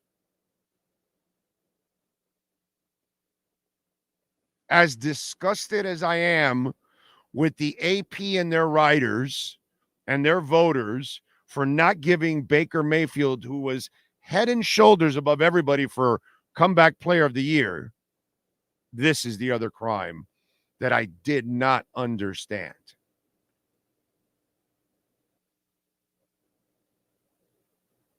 We just, we don't need to make the Beatles wait to get into the Hall of Fame. We don't. We don't need to have Pat Mahomes wait to get into the Hall of Fame. We just don't. Okay? Just why are we doing this? There are some people that are just no-brainers. You know how Lamar Jackson was a unanimous MVP, which I don't have a problem with that. He had a fabulous regular season. That's fine, whatever. But I have no problem with Antonio Gates. I just don't understand that. I really don't. Like, this is like a really special player, dude. At that position, he was as dominant a pass catcher as you've ever seen at that position. How many times were you watching the Chargers and you knew the ball was going to Antonio Gates? You knew it, I knew it, and you weren't stopping it. I got to tell you, I saw that yesterday and I was like, wow, this is a crime. Like, no, you cannot do that to this guy. Total horse shit, got to say. Anyway, Antonio, you're correct. We play in LA and Seattle. There you go. Big O, do you think? Okay, I got that. Who did Antonio Gates piss off? I have no idea. Bill's fake crowd noise. No idea. Antonio's a top 10 all-time tight end. Easy. No, Ben Coates is not in the Hall of Fame yet. But Antonio Gates is way better than Ben Coates. And Ben Coates was a hell of a tight end. I didn't understand that one. Lenny says Antonio Gates was a beast. It's a crime that voters are doing this. What a bunch of clowns. I think the problem with voting, the problem is who is voting for the Hall of Fame inductees, but they probably didn't see them. I mean, then you shouldn't be voting. Oh, I remember a few years back when Drew Pearson got snubbed and how pissed he was. Cameras, family, and friends were all there. I just didn't get that one, man. I saw that and I was like, wow, dude. Really? We're going to do that? Have a little fun with this one. Did you guys see that the Kobe got his statue yesterday? Well, rest in peace, Kobe, but they put the Kobe statue out in the crypto.com arena in LA, right? I'm sure you guys all saw that in the news. And we all know that the Dwayne Wade statue is coming, right? So let me ask you something. What statue belongs outside the Miami Dolphin stadium and it's not there right now? And it should be there. It should have been there. What statue would you have at that stadium? How about the Miami Heat? Is there a statue missing that they haven't included already? Marlins have never earned a statue because you can't keep people around. What are you going to put, a Jeff Conine statue? That's about it. Mr. Marlin. That's all you can do. Panthers are on their way now, right? Kachuk, Barkov, these kind of players have that history. You know what I mean? So, but we're not there yet. So the Dolphins and the Heat. And how about the Hurricanes? Right? Because I was thinking about this. If that's your stadium now,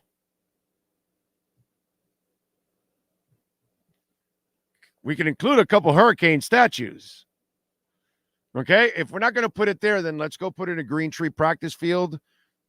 Whatever. Maybe they should have a Hall of Fame row at the University of Miami. When you come out of the locker room onto the Green Tree practice field, there's a Hall of Fame row because you can have a couple of rows when it comes to the Canes. I know they have their own Hall of Fame, but like statues right there. Be pretty cool. Be fun. So who would you include? I love the Zoe one. Love the Zach Thomas one, Skyler. That one's terrific. Shula's already there. They have a Shula statue. I believe they have a Joe Robbie statue, don't they? Isn't there a Joe Robbie? I'm pretty sure there's a Joe Robbie statue. No? Oh, it's a plaque? Oh, okay. That's what it is. I think it's a plaque when you walk into the VIP area. It's right there on the entrance walls, I believe. Yeah. I want to say, because I think the only two statues are Shula and Marino on the two sides, I believe. Okay. Unless they put up something else, because you walk between them to get into the VIP area there, I believe. Which one is missing for you? If there's a Dolphin one, I have one in my mind that it's like the most perfect statue in the history of mankind for Miami Dolphins. Like, this man belongs on a statue because it's better than Shula and Marino's statue. Do you know who I'm talking about? Any idea, Sean? Who do you think? Who do you think I'm talking about, Sean? Who would you put? If there's one guy, somebody got the one I wanted. He wrote it twice now. True Fin fan and I think alike. Larry Zonka, bro.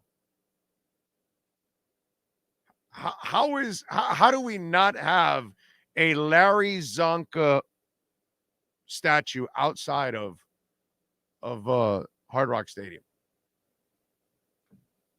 Like, seriously.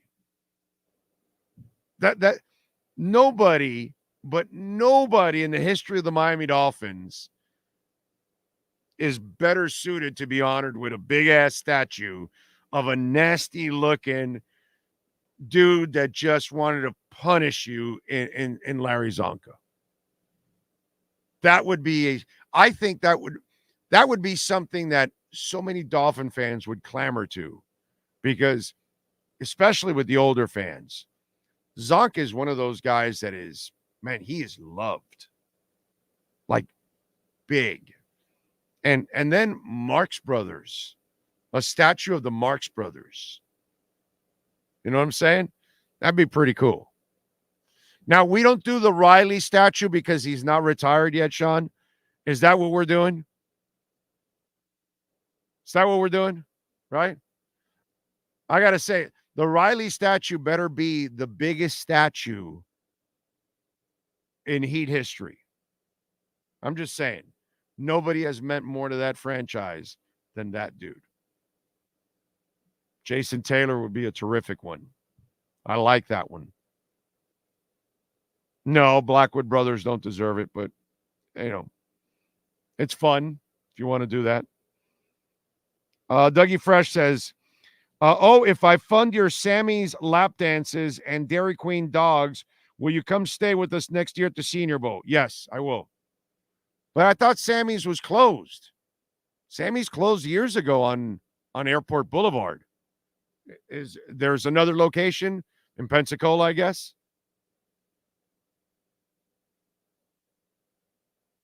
Let's see. What else? Larry Zonka with the twisted. Exactly. Dude, you nailed it. Twisted nose, maybe a little blood. The loop, just there. It's just, come on, man. Larry Zonka statue it's what they made statues for. when they created Zonko, it's like, well, we got to start creating statues because that dude is a statue.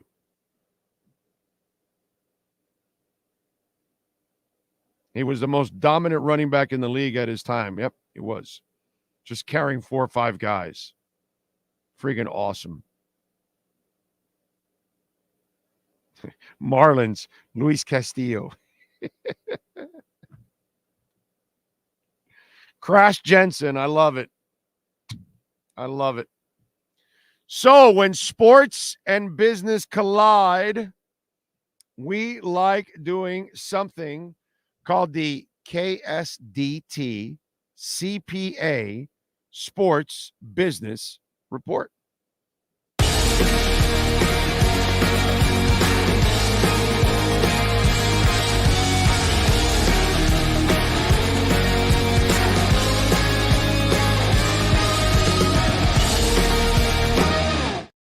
I did not know this, but then again, when it comes to this, I don't know anything. So, you know how I have those idiots that try to argue with me about Bitcoin when they know nothing about Bitcoin? You know, it's like, okay. So, like, I'm going to argue with Sean about wrestling. When Sean forgot more about wrestling 30 years ago than I know now. Okay? Not what he forgot a week ago. No, what he forgot 30 years ago is more than I know right now. Okay? So I argue what I know, or I think I know. And this is something I did not know. But I'm sure Frankie Fresco, along with the stud that is Sean Stanley, knew this. AEW has some top talent on their roster, but Chris Jericho is reportedly the highest paid wrestler. Jericho was the first major talent to jump ship from WWE to become All Elite when the promotion first launched in 2019. Even before AEW had a TV deal, Chris was on board.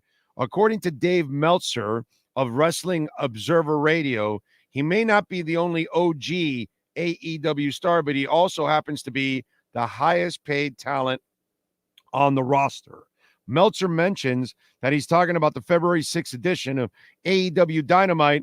It was during this show that Jericho put Konosuke Takeshita. Dave notes that the highest paid talent in the company in AEW wants to protect his investment, especially if you're paying a star that much money. Meltzer goes on to say anyone can put over these guys. Still, Dave states that you need to have someone like that lose, and when they lose, it means something. It also states it's great for Takeshita. At age 53, Jericho is a veteran of the business and one of the biggest stars in the industry before becoming All Elite. Chris worked for WCW and WWE.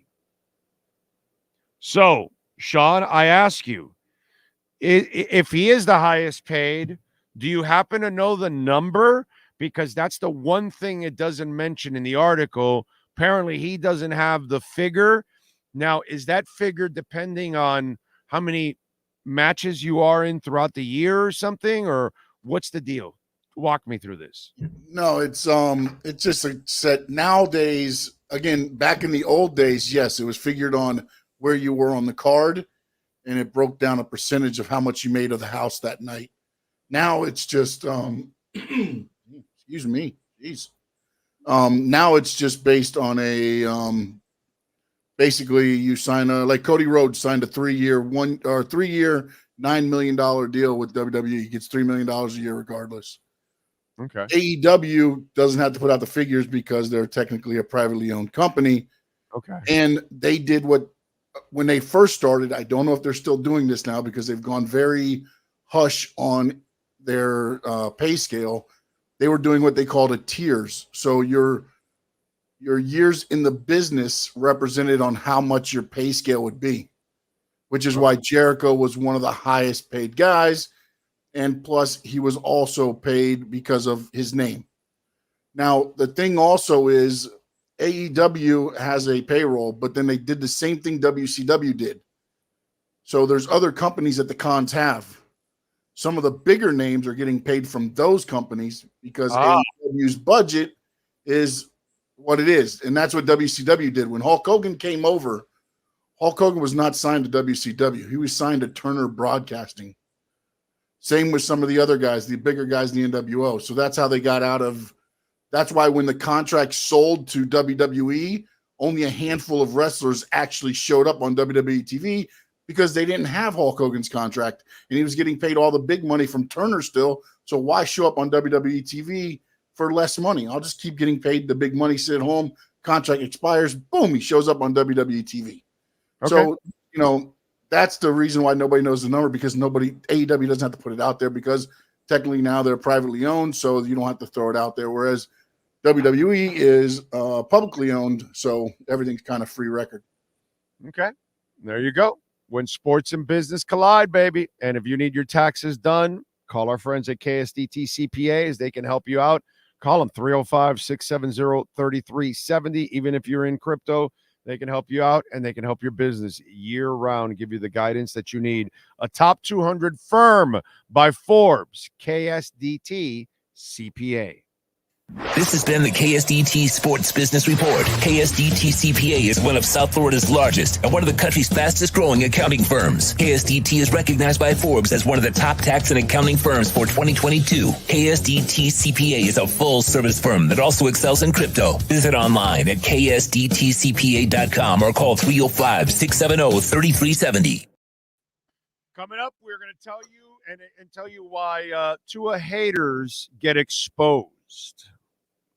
Something happened yesterday that I thought about, and TUA haters would be hypocrites in this case. Yes, Sean. Can you throw up the picture that you keep throwing up, the tweet? Of Reggie Wayne? Yes. Okay. All right. Yes, sir. Do you not know who that is? That's a wrestler. Yeah, it's Kurt Angle. He's a gold medalist. He won a gold medal with a broken freaking neck. Oh, okay. All right. That was from his reality show that he did. They became a meme because of that. Okay. I know the face. I just, again. You were like, that guy. I'm like, that guy. I was yelling in my microphone. It's Kurt Angle. But that's you, not me. It's, again, I'm not going to argue with you about wrestling. I'm not going to try to tell you it's something wrong or this, that, because you're going to know about it. You know what I'm saying? It's exactly my point with some of these people. Let's go with birthdays today. I know my place. You want to argue sports? I'm with you. You want to argue music? Let's go. You want to talk crypto? Let's go. But there's a bunch of other shit that I can't get into because I don't know anything about it. Michael B. Jordan, happy birthday to him, sir. He is 37 years old today. Tom Hiddleston, movie actor, is 43.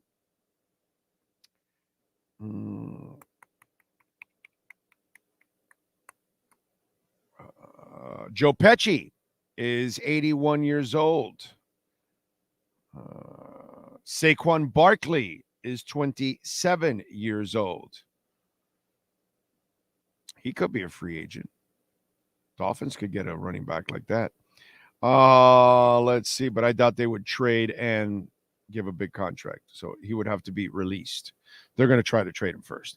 Carole King, the legend, the badass, the absolutely straight up Hall of Famer, the glorious one, Carole King. She is 82 years old. Man, she is awesome. Jair Alexander is 27 years old. Shiloh Sanders, Deion's kid, is 24 years old today. Mia Farrow, 79 years old today, the actress. Let's see. And that's it. Those are birthdays today. Let's go with music history. Do we have it? What did I do with it? Did I lose it? Why did I not save it? All right, let me pull it up this way then. I thought I saved it, but apparently I didn't. I screwed up. So I will have to go back to find it, but I know where to find it. And here we go. Let's give you music history today. In 1964, on this date, the Beatles made their live debut in America with their famous performance on the Ed Sullivan Show. The Fab Four performed 5 songs, including the then current #1 song, I Want to Hold Your Hand. I Want to Hold Your Hand. 73 million people tuned into the broadcast. In 1972, Paul McCartney's Wings made their concert debut at Nottingham University in England. In 2009, on this date, Led Zeppelin singer Robert Plant took home 5 Grammys for Raising Sand, his bluegrass collaboration with Alison Krauss. Among the trophies they won were Album of the Year, Record of the Year, Please Read the Letter. Bruce Springsteen also left a winner, scoring the Grammy for Best Rock Song for Girls in the Summer Clothes. In 1981, Bill Haley, on this date, who hailed as the first rock and roll star after success in 1955 with Rock Around the Clock, died of a heart attack. In 2009, Foo Fighters' David Grohl, as well as his record label, sued Miramax Pictures, accusing the Disney-owned production company of unauthorized use of the Foo Fighters song Big Me in trailers for the film Rounders. Pay the man his money. That's all I can tell you. Okay? Pay the man his money. Also in music, which I know nothing about this kind of music, DJs and all that shit, Cascade has now stepped up to replace Tiesto as the Super Bowl's first in-game DJ. All right? So Tiesto had a family emergency, so he's out. Cascade grew up in Chicago watching the Super Bowl every year with his family. He's excited to be a part of this. I have no idea what Cascade is. I've heard of Tiesto, but I don't know shit about Cascade. You told me Cascade, and then I'm just thinking cow gun. Ancient Chinese secret, huh? That's all I end up, that's what goes through my mind. The other thing is, and getting old sucks for all of us, right? Because at one point or another, you're out of touch with things, right? And you don't adjust to what's going on. I see it all the time with Mad Dog. I mean, he is definitely the incredibly old man on the lawn a lot of times, right? Not very good at adjusting on things and how life is. I kind of laugh at his old man takes. And so this is another old man take that doesn't really understand it. So Usher is performing as the halftime artist in the Super Bowl, right? And so a lot of people are wondering why you haven't had a rock band do it. And so Aerosmith kicked things off in 2001 in Tampa.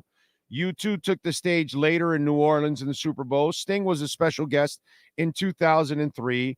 Paul McCartney kicked off 6 straight rock-focused halftime shows back in 2005. Back in Jacksonville, the Rolling Stones were in 2006. Prince in 2007. Tom Petty in 2008. Bruce Springsteen in 2009. Red Hot Chili Peppers, by the way, weren't the headliner, but they were there with Bruno Mars back in 2014. But a rock star has not even repeated a halftime performer, and they haven't even had one in several years now, right? And here's the problem. I'm a big rock guy. Anybody that watches this show, you know I love my rock and my metal. I'm huge in that. That's my first genres of music that I like over anything else. There's lots of other genres of music I love, but first and foremost is going to be rock and metal. Always. All right? That's where the center of my heart is when it comes to music. All right? Not that I don't like other things. Love other things. But I'm also realistic. And the problem why, for those of you out there that are stuck in that, okay, rock bands now aren't as mainstream anymore. And so unless you have a rock band that is currently charting all kinds of hits in the last couple of years, year, 2, 3, whatever, which it doesn't exist, really, Okay? They're going to go with Usher or Dua Lipa or whatever they're going to do. They're going to go with something that is more mainstream, which rap and pop are way more mainstream than rock and especially, please, metal. If you're not, forget about metal at halftime of a Super Bowl show. You know what I'm saying? So those days of the Who and the Rolling Stones and all that, that's dying out. No, it's actually died out. So before they do any of that, they're going to do Rihanna and they're going to do Taylor Swift if they can get her, or Beyonce or whatever. They're going to try because they're going for women. The commercials, the halftime, they're going for women. Guys don't necessarily stick to the tube at halftime. They get up, they walk around, they bullshit, they talk, they smoke a cigar, a cigarette, a joint. They go have a couple of drinks. They walk outside with the fellas, whatever it is. But they really don't stick there to watching the television at halftime. They go grab some food, some lechon, some chicken, some fruit, some whatever. Whatever it is you do, you go do it. You go take a dump, you go take a piss, whatever it is that you do. But the guys aren't really like the football guys. They're not really stuck at watching halftime. They're checking their phones. They're doing whatever. They're calling their buddy across the country, across somewhere else. Bro, did you see that at half? And that's what they're doing at halftime. The women, they're watching. They're the ones that are going to drive up the viewership. That's why they've compartmentalized this whole thing, and they sell the halftime shows separately from the game. And those of us that love rock and metal, okay, we have to understand that we have been aged out. And so unless there's a young band that comes up and has all kinds of hits and they become mainstream, then that's what's going to happen. Then you'll get it. Foo Fighters could pull it off, but do they have a whole bunch of hits lately? No. And that's my point. I agree with you on the Foo Fighters. In fact, I've mentioned it many times. Dave Grohl is our last rock star. That's the last rock star we've developed.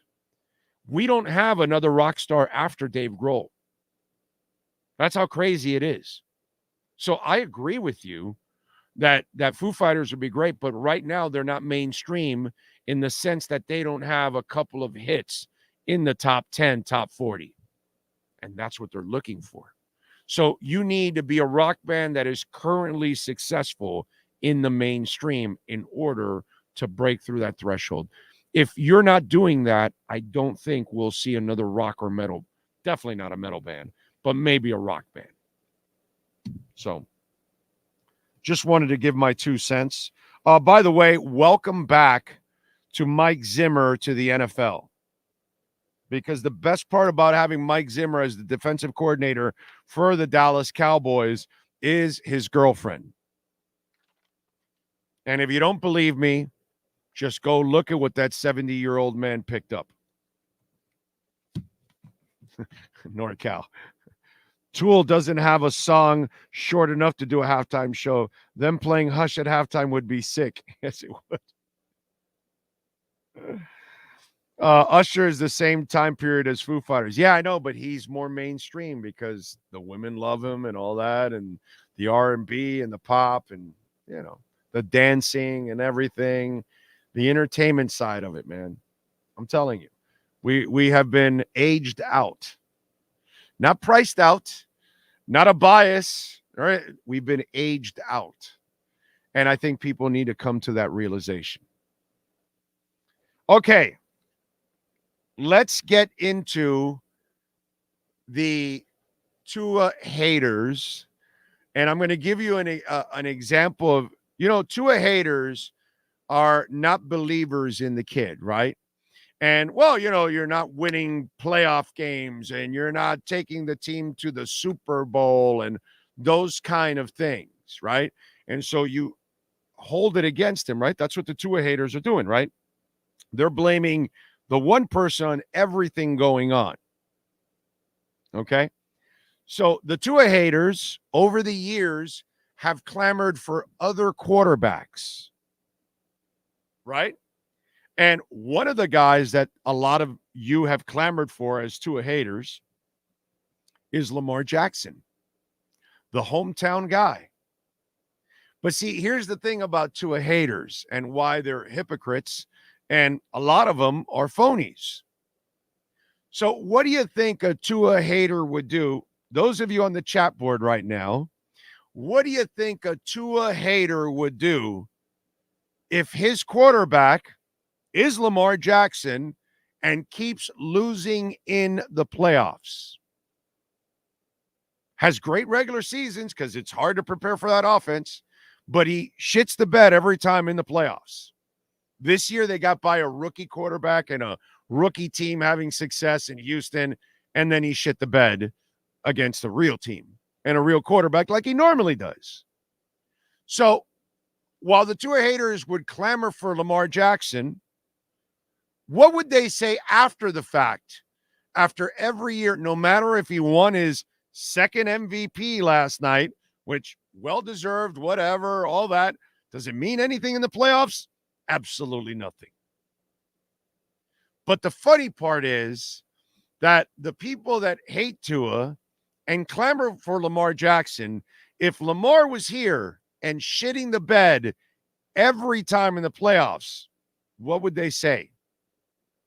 Oh, he got an MVP trophy. Big deal. He can't win in the playoffs. What does that mean? That's what would be on the chat board right now.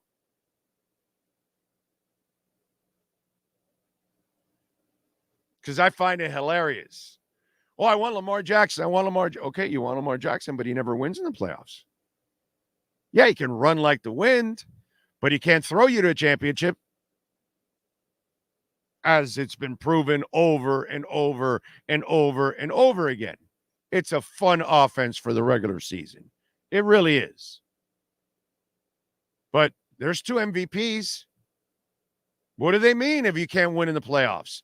I mean, Mahomes is an MVP that wins in the playoffs, right? Isn't that what it means to be an MVP? Just saying.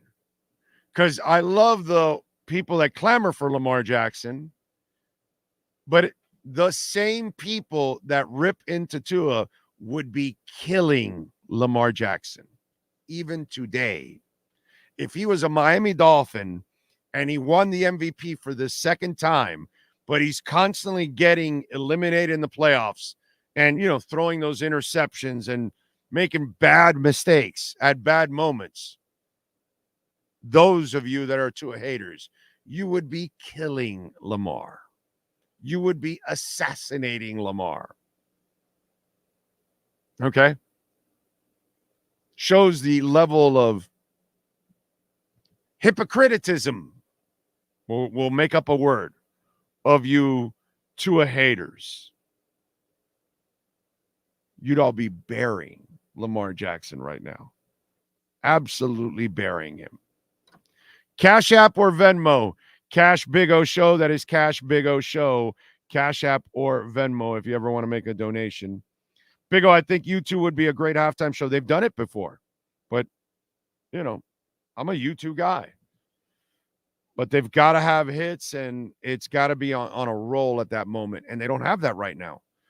You know? I actually love the last 2 albums they've taken up, but that was already a few years back. So, yeah. Usher's a hell of a talent, dude. And the women are going to love the Usher halftime show. It's just the way it is. Oh, I think you deserve a statue outside of Acura Pembroke Pines and Hialeah Casino, baby. There we go. I like it. I like it, Steven. Get it going.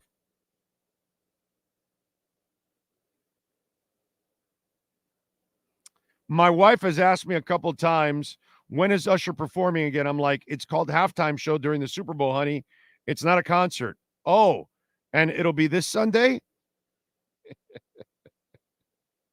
Lenny? That's exactly what I'm talking about, my brother. Now, Lenny, if it was a rock or metal band, is your wife asking you? No.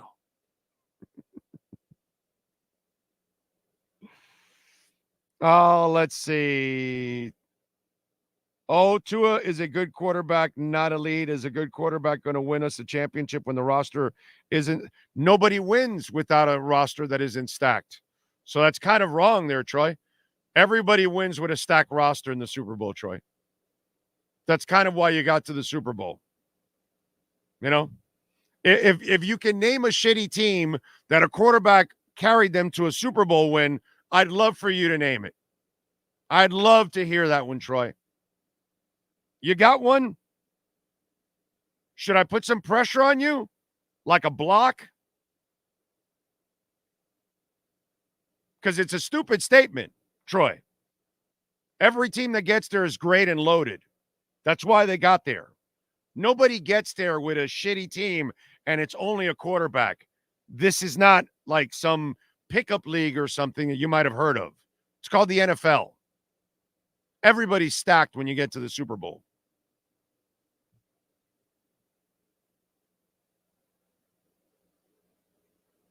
Quit while you're ahead on that one. Actually, quit while you're behind. Is a good quarterback going to win us a championship when the roster isn't stacked? I mean, that's, Troy, forgive my French, that's fucking stupid, bro. Okay? We clear on that one, Troy?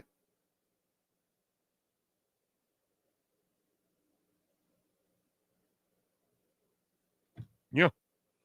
On that note, on that level of stupidity, we exit the show.